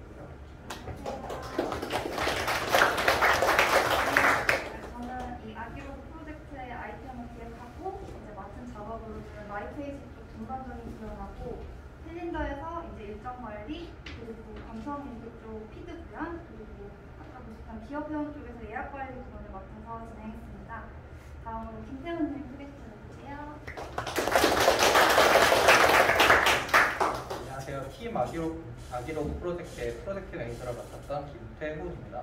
제가 주로 맡았던 작업은 DB 작업과 게시글 등록 수정 삭제, 그리고 피드 등록 수정 삭제, 환자 관리 일부를 맡았습니다. 다음으로 저희 팀의 PM인 한슬기 씨를 소개해 드리겠습니다. 저는 아기로그의 건강일기 작성 확인 기능과 좋아요 기능 그리고 캘린더 일정 아이콘 확인 기능 그리고 병원 예약 관리 쪽 기능 구현과 전반적인 CSS 조언과 역할을 맡았습니다. 그리고 마지막으로 저희 팀의 중심 팀의 중심 염설아 팀장님을 소개하겠습니다. 제가 맡은 업무는 메인 페이지 레이아웃을 잡은 것과 건강 페이지의 추세 페이지 보셨죠? 그래프를 구현하였고요. 그리고 지도의 전반적인 것을 다 구현했으며 감성일기와 게시판의 댓글 기능을 구현을 했습니다. 그리고 저희가 프로젝트를 하면서 느꼈던 아쉬운 점과 좋았던 점을 정리를 해봤는데요. 첫 번째로 너무 짧은 개발 기간이 너무 아쉬웠어요. 이것 때문에 저희 지도 API를 세세하게 기능 구현을 못해서 너무 아쉬웠고요. 두 번째로는 게시판에 크롤링 기능, 육아 정보에 들어갔어야 크롤링 기능을 구현하지 못해서 아쉬웠고요. 감성일기에서 해시태그 기능이 있었어요. 근데 그것을 구현하지 못해서 많이 아쉬웠습니다. 그 다음에 느낀 점은 역시 개발자랑 의사소통이 정말 중요한데 이 의사소통이 얼마나 중요한지를 깨달았어요. 이 의사소통을 팀원 간에 하지 않으면 팀원끼리 중복적으로 일을 할 수도 있고 혹시 싸움이 발생할 수도 있더라고요. 그래서 이거는 나중에 내가 개발자로 취업하게 된다면 정말 의사소통을 열심히 해야겠다는 것을 느꼈고요. 두 번째로는 저희의 실력의 한계점을 정말 많이 느꼈습니다. 저희 단기 과정이라 배우는 게 어느 정도 한계가 있잖아요. 그래서 이 한계를 어떻게 극복해야 하는지를 굉장히 많이 찾아봤어요. 근데 어찌어찌 하다 보니까 이걸 한계를 극복을 하고 성장을 해서 지금 여기 있는 거예요. 그래서 너무 뜻깊은 시간에서 너무너무 좋았습니다. 그러면 질문 타임을 받아보도록 하겠습니다. 혹시 질문 있으실까요? 네. 도메인 구입하신 거죠? 도메인이요? 네. 교수님이 제공해 주셨습니다. 아, 그래서 혼자 된 거예요? 네. 훌륭하십니다. 다음 질문 없으실까요? 이거 자유 게시판 보니까 어저께 오늘 새벽 1시 40분까지 테스트 하신 거예요? 네. 네. 맞아요. 정말 다른 프로젝트 하시면 느끼시겠지만 잠을 잘 수가 없습니다. 그러니까 하지 너무 예쁘네 글 올려주고. 네, 맞아요. 혹시 어떠한 질문 있으실까요? 페이지 시험한 거니까 네. 글 쓰기 있을 때 페이지가 이동하는 게 아니라 협업장으로 쓰이셨거든요. 네네. 페이지로 이동하는 것도 좋지만 그 페이지에서 에이작스라는 방식이 있어요. 그 방식으로 해가지고 하는 게 좀 더 보기도 편하고 로딩 시간이 조금 덜 걸리거든요. 그래서 이 방식을 저희는 적극 활용하였습니다. 그냥 이제 조금 더 꾸준하게 제가 느꼈을 때는 이 방식이 훨씬 편해요.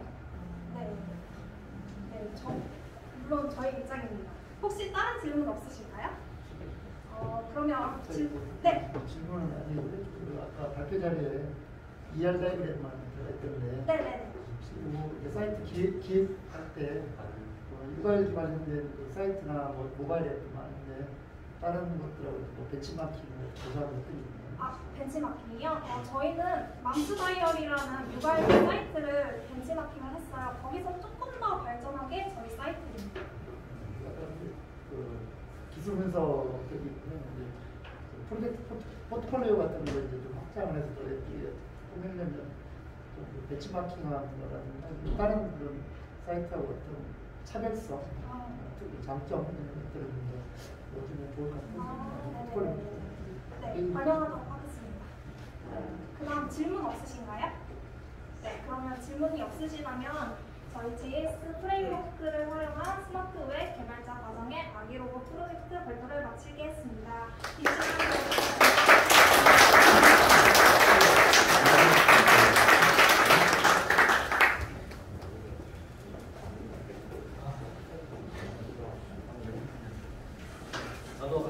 저도 그 프로젝트를 한 거를 처음으로 같이 봤는데요. 엄청 잘했다라는 생각이 들 정도로 훌륭한 프로젝트였던 것 같습니다. 제가 만약에 아이디의 부모가 된다면은 이 프로그램을 적극 활용해서 사용해 볼 것 같습니다. 혹시 다음 팀이 준비하는 중에 이 파이널 프로젝트를 진행하면서 궁금하신 점이라든지 있으신 게 있을까요? 없으시다면은 다음 팀이 준비가 되면은 바로 진행을 하도록 하겠습니다. 다음 팀은 팀 누수자바의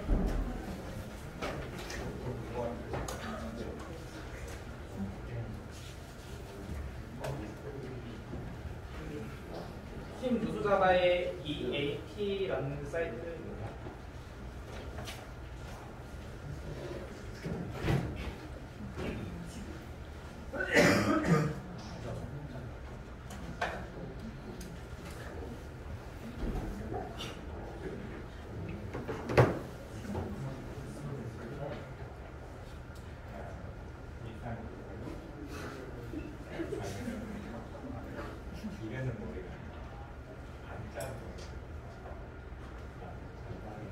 안녕하십니까. 발표 시작하겠습니다.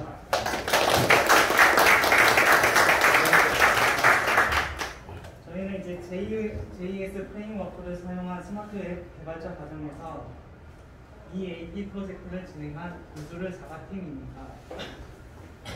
저는 팀장 박준수입니다. 저희 팀원으로는 정은 씨, 임현 씨, 백종훈 씨, 이채희 씨가 있습니다.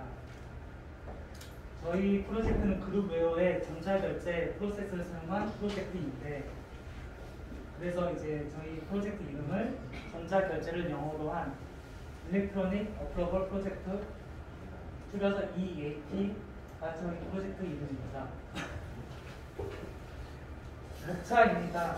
목차 순서는 이제 기획으로 개발 환경, ERB, 주요 기능, 시연, Q&A, 팀원 소개 순으로 진행하도록 하겠습니다.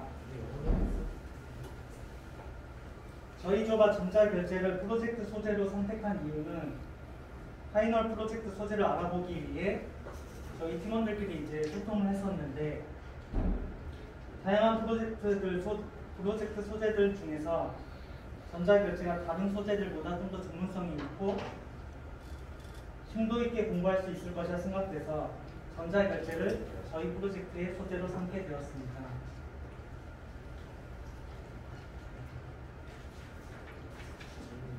프로젝트 개발 일정입니다. 먼저 8월 2주차부터 주제 선정을 했고 그 다음 주차인 3주차에는 스토리보드, 그리고 23일, 24일부터 25일 같이 해서 클래스 설계와 DB 설계를 진행했습니다. 그리고 이제 다음 달부터 이제 본격적인 페이지 제작에 들어갔고 22일 날 저희는 이제 마무리를 하게 됐습니다. 저희 프로젝트에서 사용한 개발 환경입니다. 개발 언어로는 자바, jQuery, JSP, AJAX, HTML, CSS, 자바스크립트를 사용했고 서버로는 오라클, 아파치 톰캣을 사용했습니다. 개발 도구로는 이클립스, 스프링, 마이바티스, 윈도우 10, 웨이브, DB버를 사용했고 형상 관리 프로그램으로는 깃과 깃허브를 사용했습니다. 저희 프로젝트에서 핵심 기능은 결제이며 그 외에도 메일 기능과 시그니처 패드 그리고 PDF 뷰어 기능이 있습니다.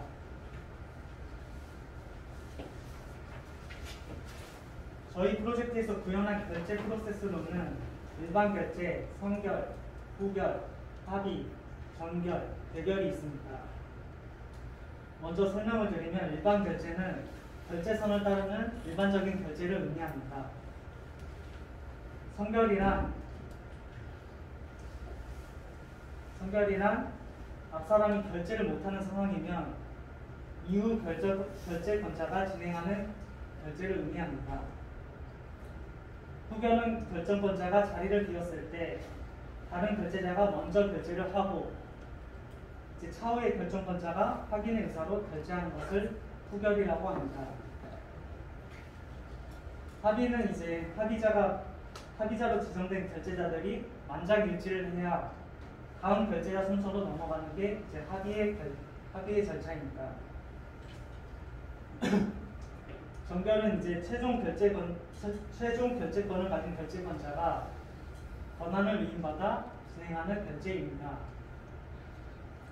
대결은 결제자가 결제를 할 수 없는 상황의 경우 결제자를 대신하여 결제하는 것을 대결이라고 합니다. 저희 프로젝트에서 사용하는 이제 결제의 종류가 다양한 만큼 각각의 결제에 필요한 조건들이 다 다릅니다. 어떤 페이지에서 어떤 조건이 적용되는지 그건 이제 차후 뒤쪽에서 보여드리도록 하겠습니다.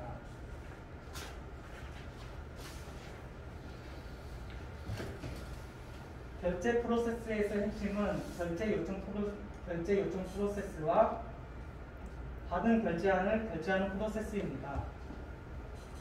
먼저 결제 요청 프로세스에 사용된 코드입니다.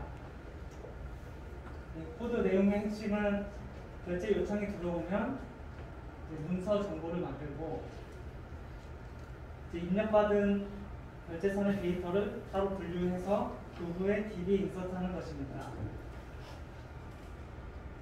다음으로 결제하기 프로세스입니다. 결제하기 프로세스의 코드의 핵심 내용은 문서 상태와 결제선의 상태를 확인한 뒤 앞서 설명한 일반 결제, 선결, 후결, 전결, 대결, 합의 중에서 조건에 부합한 결제를 수행하는 것입니다. 이제 다음으로 PDF 뷰어 핵심 코드입니다. 코드의 내용은 PDF 경로를 DB에서 받은 다음에 그 경로를 EL로 제작해서 JSP에 전달을 합니다. 그러면 이제 페이지가 로드될 때 이 경로를 활용해서 PDF 뷰어를 동작시킨 후 PDF를 미리 보게 할 수 있습니다.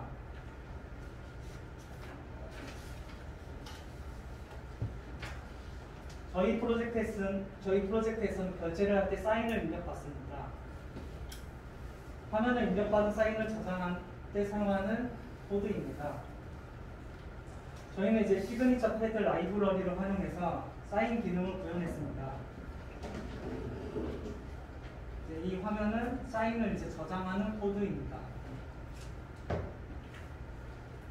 다음으로 메일 기능입니다. 저희는 회원 등록을 할 때 그 회원에게 메일을 보내는 기능이 있습니다. 그때 사용되는 핵심 코드라고 보시면 되고, 회원 등록이 이제 완료되면 메일이 전송되고, 이후 그 회원의 폴더를 생성하는 프로세스가 진행되게 됩니다. 저희 프로젝트의 데이터베이스 관계도입니다. 저희는 총 15개의 테이블과 14개의 뷰가 사용되었습니다. 그중 문서 테이블과 결제선 테이블이 저희 프로젝트의 핵심 테이블이라고 할 수 있습니다. 이제 프로젝트를 시연하도록 하겠습니다.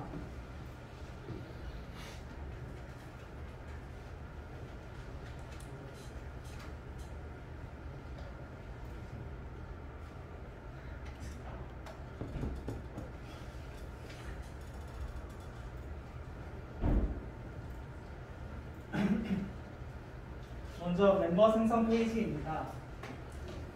그룹 웨어의 특성상 보안이 유지되어야 하므로 일반 회원들이 쉽게 회원 가입을 해서는 안 됩니다. 그래서 저희는 이제 저희가 직접 계정을 만들어주고 그 회원에게 아이디와 비밀번호를 전달해주는 프로세스를 사용합니다.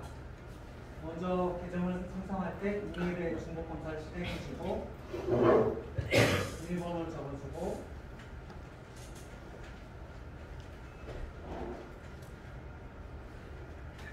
전화번호와 자기번호를 입력해 줍니다. 그 다음 직급과 부서를 정해줍니다. 이제 저장 버튼을 클릭하게 되면 방금 입력한 이메일에 정보가 들어가게 됩니다.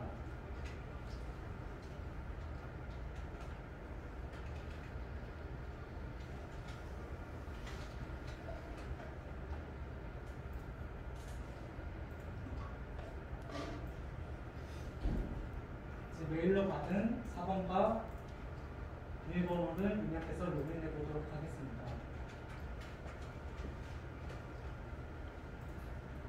이 서비스를 처음 이용하는 사용자는 이제 보통 이용하는 사람들이랑 대시보드로 페이지가 연결되지만 처음 사용자의 경우는 로고를 검색해서 바로 비밀번호 변경 페이지로 연결시킵니다. 그럼 이때는 이제 사용자가 좀 더 편하게 바로 자기의 비밀번호로 변경할 수 있습니다.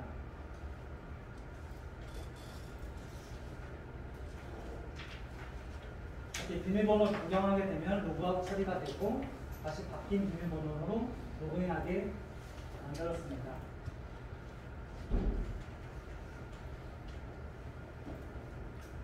이렇게 로그인하면 이제 대시보드로 연결되게 되는데 대시보드에는 프로필 사진과 결제대기 문서 리스트, 기한 문서 리스트가 띄워지게 됩니다. 하지만 지금 방금 가입한 계정이기 때문에 리스트가 지금 보이지 않는 것 뿐입니다. 이제 오른쪽 탭에 이 프로필 사진을 클릭하게 되면 내 정보 수정 페이지로 연결이 됩니다. 여기서는 이제 자기의 프로필 사진 수정과 이름, 휴대번호, 계정번호를 변경할 수 있습니다. 네, 프로필 사진을 한번 변경해 보도록 하겠습니다.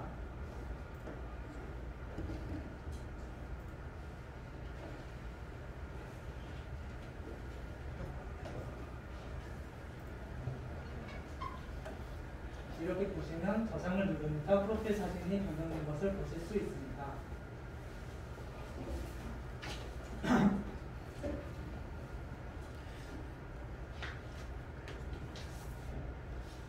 왼쪽 탭을 보시면 지금 사용자가 이용 가능한 페이지들이 쭉 나열되어 있습니다. 근데 이제 저희는 관리자 계정이 따로 있기 때문에 관리자 등급일 때만 보이는 메뉴 탭이 또 따로 있습니다. 그 메뉴 탭을 차후에 사용해야 되기 때문에 관리자 계정으로 다시 로그인하도록 하겠습니다.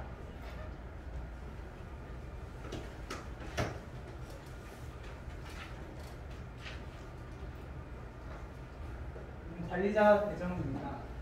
관리자 계정으로 로그인하게 되면 맨 아래 관리자 페이지 탭이 추가된 것을 보실 수 있습니다. 메뉴로 이제 순차적으로 설명해 드리도록 하겠습니다.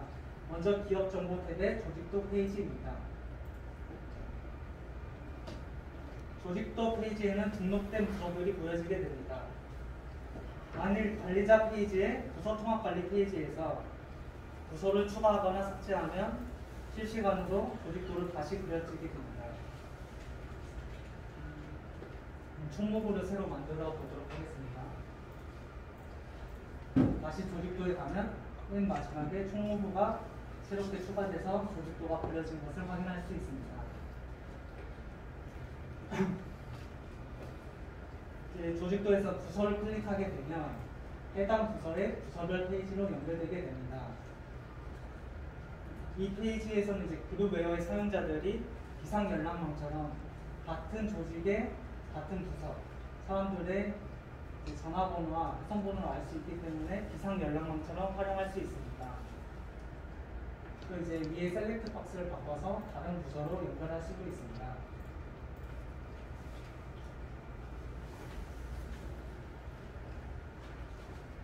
저희 프로젝트에서의 핵심은 아까 설명했던 결제입니다. 결제의 종류로는 일반 결제, 정결, 예결, 선결, 후결, 합의가 있습니다. 먼저 일반 결제입니다. 결제를 하기 위해서는 기한서 작성 페이지로 와야 됩니다. 결제를 올리는 것을 기한이라고 하며 기한 최초의 결제를 올리는 사람을 또 기한자라고 합니다. 기한은 이곳 기한서 작성 페이지에서 가능합니다. 이곳에서 기한을 하게 되면 결제 프로세스를 거친 후 기한서가 조건에 부합한 문서함에 도착하게 됩니다. 저희 너무 다양한 문서함들이 있는 걸 볼 수 있습니다.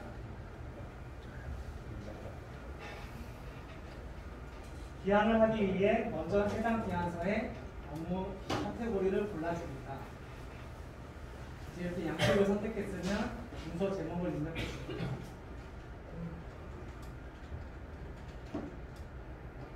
그 다음에 문서 양식을 클릭해서 이 결제에 들어갈 문서를 저장해주고 이제 PDF 뷰어를 통해서 바로 미리 보기를 할 수 있게 됩니다.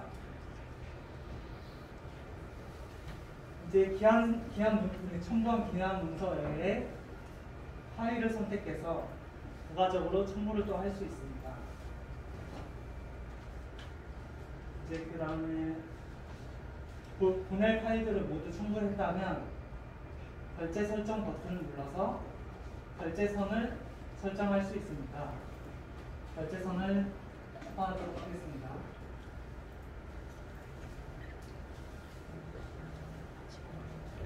이때 만일 부서랑 사람 리스트가 있는데 부서를 클릭하게 되면 그 부서의 부서장이 이제 결제선에 들어오게 됩니다.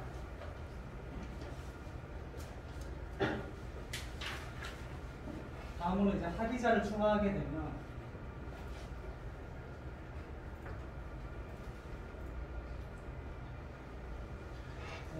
합의자로 추가된 지금 같은 경우는 문상씨, 재문씨, 이제 만장일치로 결제 승인을 해야 다음 순서인 육중훈 이사님에게 이제 결제선이 넘어가게 됩니다. 이제 만약에 또 멤버를 수신자로 추가하게 되면 방금 이제 수신자로 들어간 이채희 씨의 계정에 이제 수신 문서함에 이 결제가 보여지게 됩니다. 마찬가지로 한 명을 이제 또 청조자로 추가하게 되면 이제 박사원 씨가 로그인했을 때 이 기한 문서가 선조 열람함에 보여지게 됩니다. 일단 실시간 변경되는 결제 프로세스를 보여주기 위해서 결제선에 한 명만 추가하도록 하겠습니다. 위에 긴급 버튼이 있는데요. 이 긴급 버튼을 누르게 되면 결제대기 문서함 최상위에 이 리스트가 뜨게 됩니다.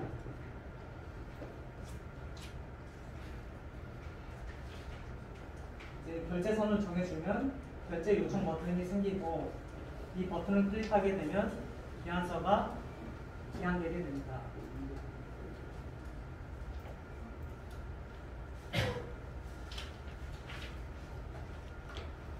기한 문서함입니다.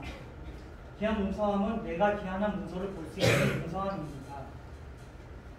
자세히 보시면 맨 위에 방금 제가 기한한 문서가 올라온 것을 볼 수 있습니다. 방금 이제 이 기한한 문서를 직접 제가 결제하기 위해서 결제선에 오른 그 계정으로 다시 로그인하도록 해보겠습니다.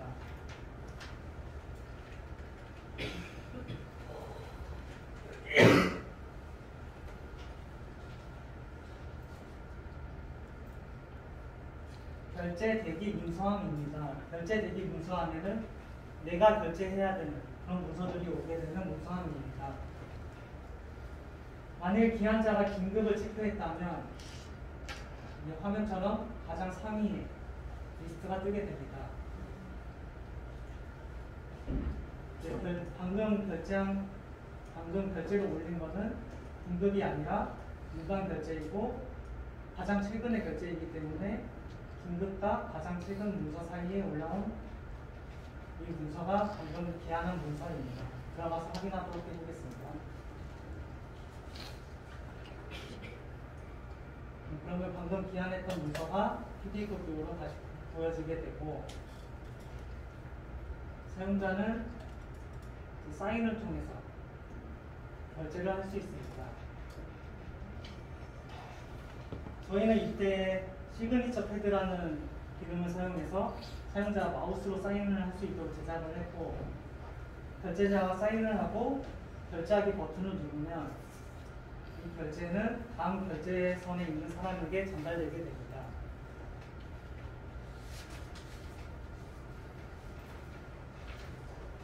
결제 완료 문서함입니다.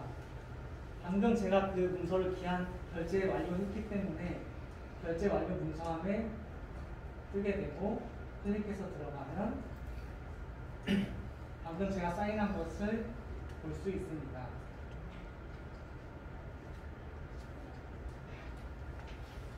다음은 이제 후결 문서함입니다. 후결 문서함에는 선결자에게 선결된 문서와 대결 수인자가 결제를 하고 대결 위임자가 복귀 후 결제해야 될 문서가 들어오게 됩니다. 대결 설정의 경우 옆에 부재 설정 페이지에서 할 수 있습니다. 부재 설정 페이지입니다. 이 페이지에서 부재 추가 버튼을 누르면 내가 부재일 동안 대신 결제할 대결자를 설정할 수 있습니다. 이제 여기서 부재 사유와 부재 기간을 입력하고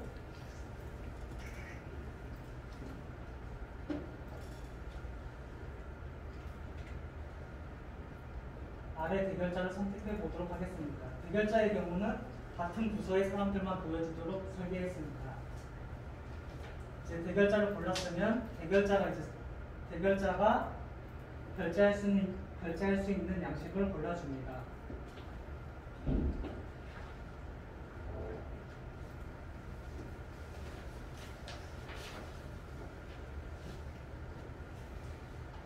앞서 설명한 문서함들 외에 개인 문서함에 참조 문서함, 수신 문서함, 구성 문서함이 있습니다. 부서 문서함에는 부서 참조함, 부서 수신함이 있습니다. 부서 문서함과 개인 문서함의 차이는 개인 문서함은 개인이 기준이 되는 문서함이고 부서 문서함은 부서가 기준이 되는 문서함으로 생각하시면 될 것 같습니다. 저희 프로젝트에서 구현한 마지막 결제 프로세스인 정결입니다. 정결자 설정은 관리자 페이지의 양식 관리 페이지에서 하도록 설계했습니다. 이 페이지에서 정결권을 주고자 하는 양식을 먼저 골라줍니다. 그 다음에 정결자 추가 버튼을 눌러서 리스트에서 정결자를 선택해서 등록해 줍니다. 그러면 여기 아래 정결자가 추가된 것을 확인할 수 있습니다.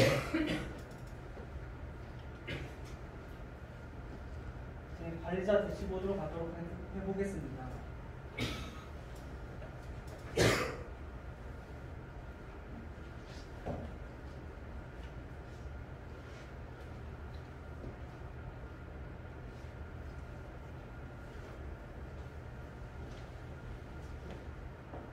관리자 대시보드.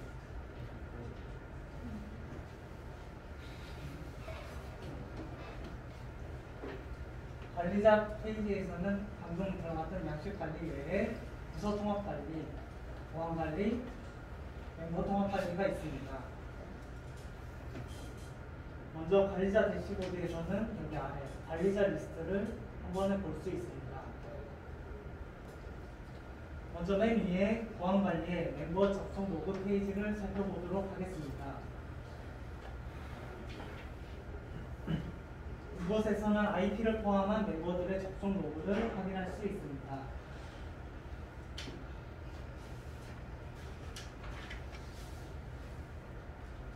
다음으로 저희 프로젝트에서는 사장, 과장, 부장 이런 직급과 별개로 사이트 운영 권한을 기준으로 등급을 나누고 있습니다. 등급의 종류로는 가장 높은 어드민 등급, 그 아래 매니저 등급, 그리고 일반 사원 등급이 있습니다. 관리자 권한 설정 페이지는 가장 높은 어드민 등급만 들어올 수 있으며 이 페이지에서 이제 일반 사용자를 골라서 일반 관리자로 등급을 변경시킬 수 있습니다. 만일 위에 권한 이인 버튼을 누른다면 방금 들어온 어드민 계정의 권한이 이 선택한 관리자에게 그 권한이 넘어가게 됩니다. 그렇게 되면 기존의 어드민 계정의 사람은 일반 등급으로 내려가게 되고 로그아웃 처리가 됩니다. 마지막으로 멤버 통합 관리 페이지입니다. 멤버 통합 관리 페이지에서는 멤버의 추가, 삭제, 잠금 해제, 부재 관리를 할 수 있습니다. 부재 관리의 경우 해당 멤버의 부재 상태를 클릭해서 변경할 수 있습니다. 계정 잠금이랑 사용자가 이제 비밀번호 5회 이상 틀렸을 경우 계정이 잠기게 되는데 이제 관리자 페이지에서 그걸 풀어주는 기능입니다. 부서 통합 관리 페이지입니다. 부서 통합 관리지에는 아까 맨 처음에 왔던 페이지입니다. 근데 아까 여기 들어갔던 총무부가 있는데 이번에 삭제를 해보도록 하겠습니다. 그러면 이제 사용자 페이지에 조직도에 가면 아까 총무부 입력돼서 조직도가 변한 게 다시 원상 복구된 것을 볼 수 있습니다. 다시 돌아가서 부서 통합 관리 페이지에서는 그 외에 부서장 등록이라는 기능이 있습니다. 부서를 선택해주고 이 안에 멤버 중에 한 명을 부서장으로 등록할 수 있는 기능입니다.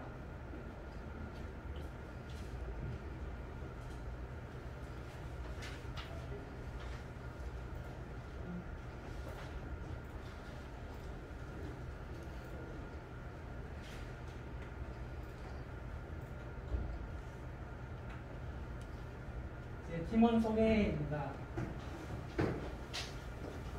저는 이제 팀장인 박준수라고 하고 마스터 코드를 작성했고 PPT를 제작했습니다.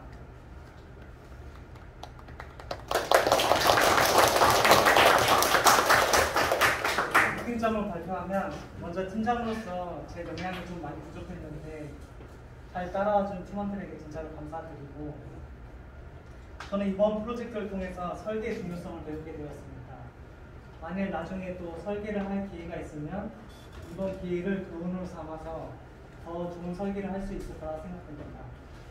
감사합니다. 다음은 전원 씨입니다.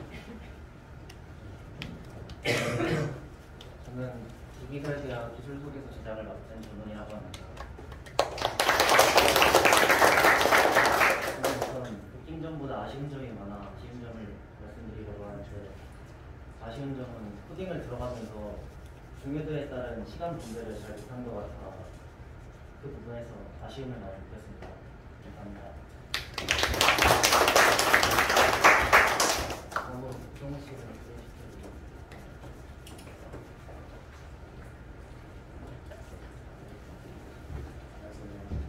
저는 저는 DB 설계와 제작 총괄 관리를 맡은 김웅입니다. 처음에 저희가 설계를 할 때만 해도 막상 너무 설계가 적게 나와서 금방 끝나고 다른 기능들이 좀 추가하다라는 생각이 되게 많았었는데 막상 해보니까 저희가 접하지 못했던 분야잖아요. 그룹웨어라는 회사에 입사하기 전인 상태니까. 그래서 그런 단계에서 어떤 결제라든지 결제의 종류라든지 이런 거에 대해서 공부를 하면서 각각의 프로세스가 어떻게 데이터베이스에 들어가고 그걸 어떻게 꺼내서 활용을 해야 되는지 그런 측면에 대해서 많이 고민을 하고 그래서 실제로는 되게 촉박하게 개발했던 것 같습니다. 그래도 많이 도와준 저희 팀원들이 있어서 좀 즐겁고 재밌게 개발했던 것 같습니다. 감사합니다. 다음은 저희 김현 씨입니다. 저는 전문적인 레이아웃 구성이랑 CSS를 담당한 임현이라고 합니다. 아무래도 이제 뭐 개발을 많이 해본 게 아니라서 사실 디자인을 짜는데 이제 다 해상도가 다르다 보니까 깨지는 문제점이 많아가지고 거의 막바지까지 그런 것만 찾다가 이제 끝났는데 그래도 뭐 여기서 작업을 하니까 그래도 금방 끝나가지고 그 기능을 많이 추가하고 있는 게 좀 많이 있습니다.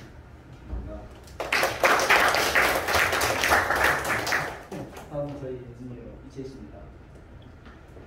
안녕하십니까. 저는 일반 사용자 페이지의 프로토타입 제작과 CSS를 맡은 이채희라고 합니다. 저희가 이번에 깃을 활용해서 프로젝트를 처음 진행해봤는데 깃을 사용해서 하다 보니까 이번에 합치는 과정에서 서로의 그런 게 많이 깨지고 합치는 과정에서 사라지기도 해서 프로젝트 하면서 좀 많이 신경을 썼던 것 같습니다. 좀 많이 아쉬움이 남고 그런 부분에서 좀 더 신경을 썼다면 좀 더 빨리 끝났을 것 같아서 네, 아쉽습니다. 감사합니다. 다음은 Q&A 시간이 있겠습니다. 궁금하신 거 있으면 지금 받아보도록 하겠습니다.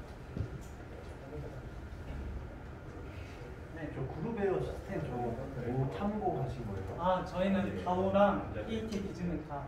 다오. 네. 참고했습니다. 다른 질문 있으신가요?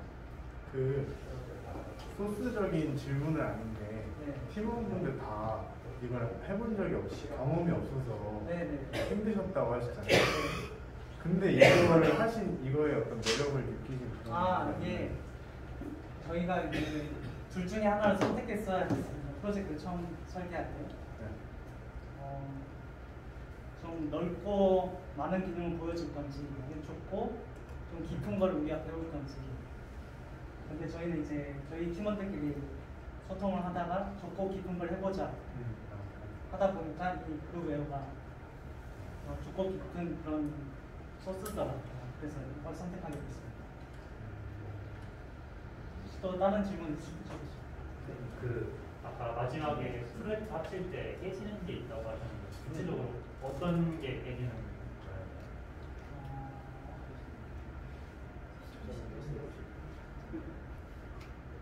프로젝트를 그러니까 저희가 따로 집에서 만들어서 합치는 과정에서 이게 오버라이트 되다 보니까 그러니까 제가 만든 소스 코드가 사라지거나 아니면 뭐 전으로 돌아가는 문제가 좀 있었습니다. 혹시 또 다른 질문 있으신가요? 질문 아니고요. 아까 전에 원본 소스 코드 그대로 캡처해서 넣었잖아요. 네네. 그래서 기술 소개서나 포트폴리오를 만들든 원본 소스 코드를 그대로 넣는 경우는 없어요. 시간이 없어서 그런다고 하는데 그 플로 다이그램 순서가 같은 플로 다이그램을 좀 넣거나 코드를 넣으려면 핵심 클래스 맞게 딱 갖다 있는다고 이렇게 코드를 원본 코드 갖다 붙여놓으면 시간이 있어요. 네, 알겠습니다. 플로 다이그램. 혹시 또 마지막 다른 질문 없으신가요? 그럼 여기서 마치도록 하겠습니다.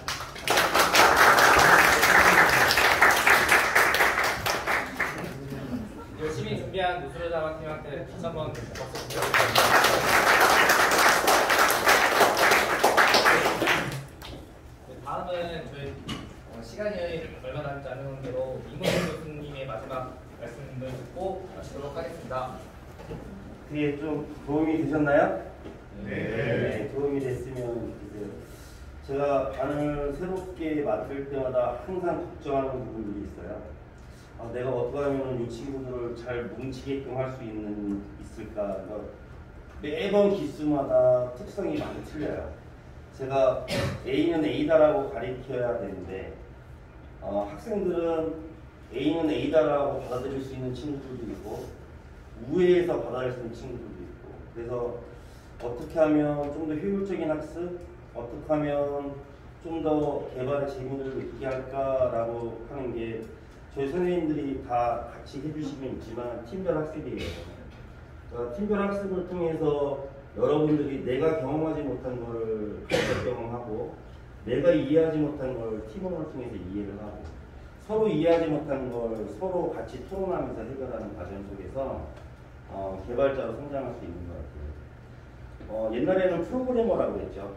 요즘에는 이제 초등학생까지 코딩, 코더 이런 말 많이 쓰는데 저희 교육원에서는 프로그래머, 코더 이런 말 안 쓰죠. 뭐라고 해요? 개발자라고 해요. 프로그래머와 디벨로퍼, 개발자의 차이점은요. 프로그래머는 디지털 기록을, 디지털 논리를 만들어내는 분들이에요. 근데 처음부터 생성된 디지털이라는 건 없잖아요. 여러분들의 일생생활은 아날로그예요. 그 아날로그를 어떻게 디지털로 만들죠? 그러면 그 아날로그를 여러분들이 이해하는 게 가장 중요하거든요.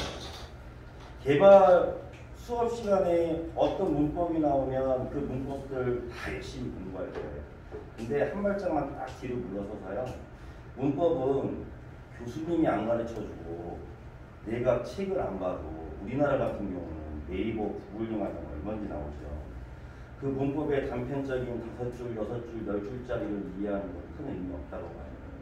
내가 그 문법, if문, 반복문, 컬렉션 그거에 대한 개념을 파악했다면 이거는 어느 아날로그에다가 적용해서 디지털화 시킬까 라는 생각들을 많이 해주셔야 돼요.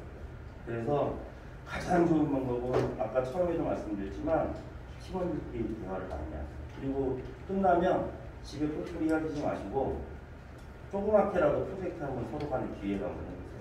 그리고 그 안에서 아날로그를 디지털로 바꾸는 토론을 많이 해주십시오. 그러면 욕심이 생깁니다. 요번 기수 같은 경우는 바로 제가 전 기수하고 또 차이점을 느꼈어요. 바로 전 기수는 제가 숨이 터져 죽는 줄 알았어요. 대답이 없어요. 요번 기수만 바로 전 기수. 대답이 없어요. 지금 김기훈 선생님만 고반이었는데 왜냐면 전체 인원의 80%가 고등학교 졸업하고 일반 직장 다니다가 오는 친구들이었어요. 그러니까 기술연만에 굉장히 힘들었겠죠. 진짜 제가 원래 목이 안 쉬는데 그 친구들을 수업하는 것도 목이 이미 쉬더라고요. 요번 기수는 딱 들어와서 한 1주, 2주 강의했는데 우리 공무원들끼리 얘기하는데 제가 그런 얘기 했어요. 야, 이 친구들은 이해도 엄청나게 빠른데요. 요번에는 평하지 하겠어요. 라고 했는데 이 친구들은 또 이 친구 나름대로 나를 배우더라고요. 잘 뭉쳐지질 않아요. 근데 시키는 건 굉장히 잘해요. 그래서 나는 우리 친구들이 조금만 더 자발적으로 했으면 좋겠다 생각했는데 이번 프로젝트 때 빛을 좀 발휘한 것 같아요. 굉장히 제가 되도록이면 프로젝트 들어가게 되면 관여를 안 한다고 해요. 제가 관여하면 잔소리가 되고 취연이 되기 때문에. 다만 설계 단계, 아까도 봤지만 포스트알프에서는 제가 굉장히 많이 관여를 하고요. 일단은 방향 지시등은 켜줘야 되니까. 그리고 나머지 방향 지시등 켜주면 운전하는 거는 우리 초보 신입 개발자들이기 때문에 되도록이면 관여 안 하고 저한테 질문을 해도 낚싯줄 하고 낚싯바늘 하고 어디서 낚으라는 것까지만 알려주지 코딩은 직접 안 해줬어요. 그런데 생각보다 너무 잘하는 거예요. 프로테이지는 완성률은 한 제가 볼 때는 나중에 좀 줄이긴 했는데 전체적으로 처음 설계했을 때 기준으로 봤을 때는 완성률은 한 80% 되는 것 같아요. 여러분이 보시면 알겠지만 세 팀 다 사용한 기술들이 조금씩 다 틀리죠. 어디는 API를 많이 사용했고요. 어디는 라이브러리, 자바스크립트 라이브러리도 많이 사용하는 팀도 있고요. 어때는 오리지널 네이티브 코딩을 많이 하는 팀도 있고요. 되도록이면 팀 간에 코드 겹치지 않게끔 분배를 좀 하려고 했어요. 근데 많이 힘들지 않을까라고 생각했는데 너무 열심히 해줘서 내 자식들이 너무 고맙고 내 자식들한테 운 좋게도 저는 학생복이 되게 많은 것 같아요. 올해 요번에 프로젝트 하면서 제가 기회가 나서 작년에 수료했던 3개 반, 제가 작년에 3개 반을 수료시켰는데 그 중에서 한 클래스는 아직 1년 차가 안 돼서 빼고 2클래스 친구들한테 전화를 막 했어요. 요번 뉴스 같은 경우는 그 친구들이 커피 가져서 커피도 많이 보게 됐었어요. 근데 그 친구들이랑 전화 통화하고 여기 모아서 대화 나누고 하니까 굉장히 희망적인 얘기가 들리더라고요. 들어갈 때 2,800에서 3,000 정도 받고 들어갔어요. 근데 이제 2년 차잖아요. 작년 3월에 수료하고 작년 6월에 수료하는 거 아닌데 올 1월 달에 굉장히 오랜만에 제가 전화 통화를 한 건데요. 올 1월 달에 연봉 협상하거나 1년 돼서 연봉 협상 대부분 다 했더라고요. 적어도 채 한 달 동안에 저한테 찾아왔던 7명의 학생이 2개 반 7명의 학생의 연봉이 다 4,000이에요. 그러면 모든 친구들이 다 그렇게 받느냐? 그렇지는 않아요. 그러니까 이 친구들은 도메인에 대한 이해가 되게 중요하다는 거 알고 데이터베이스를 어떻게 자베에 대한 정의를 어떻게 해야 된다는 것을 굉장히 깨우치고 간 친구들이라 그런지 회사에서 알아서 보여줘요. 오늘도 아침에 2명 와서 우리 학생들 커피 사주고 갔는데 그 친구들도 복지수당 빼고 3,700이에요. 작년 6월에 수료한 친구, 작년 3월에 수료한 친구들. 내년 1월이면 다시 또 23% 오르기로 확정했고요. 그러면 만 2년이 안 돼서 3년 차에 4,500을 찍는 거예요. 제가 학생들한테 항상 그렇게 얘기하거든요. 5년 이내, 5년 차, 그러니까 만 4년 이내에 연봉이 5천이 안 되면 개발 때려치자라고 얘기합니다. 이게 개발자의 자존심이에요.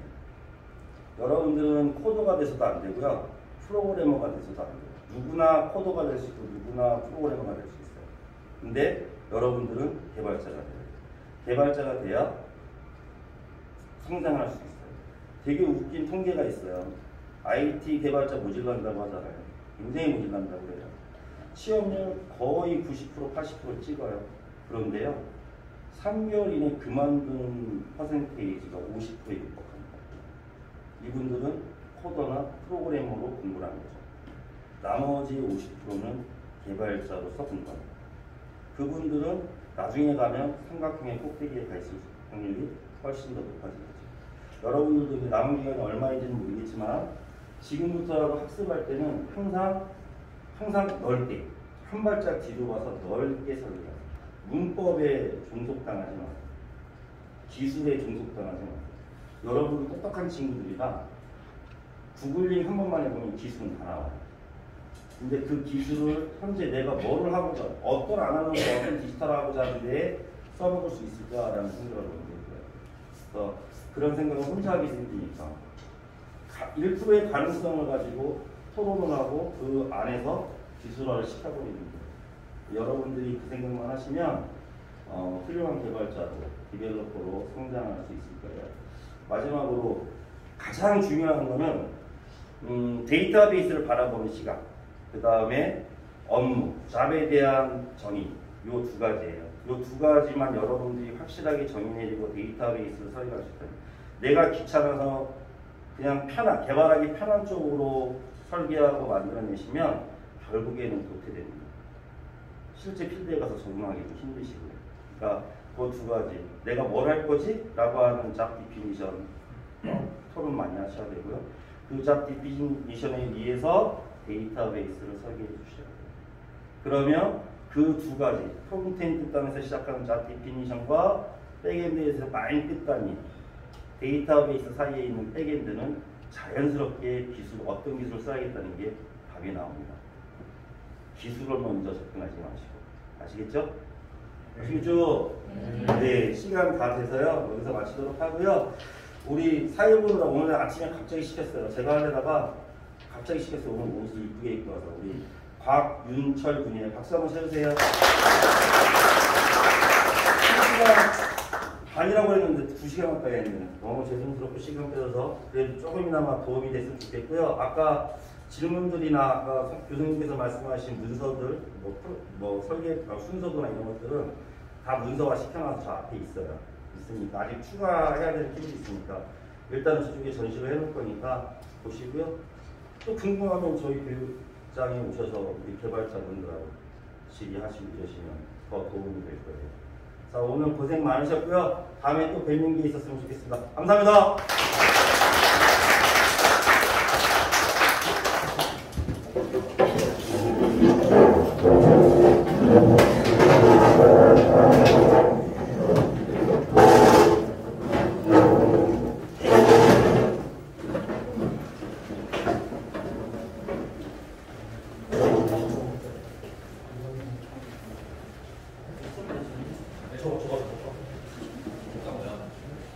태훈아, 이거 정리해주고요. 그 파일 나름대로 보내야 되고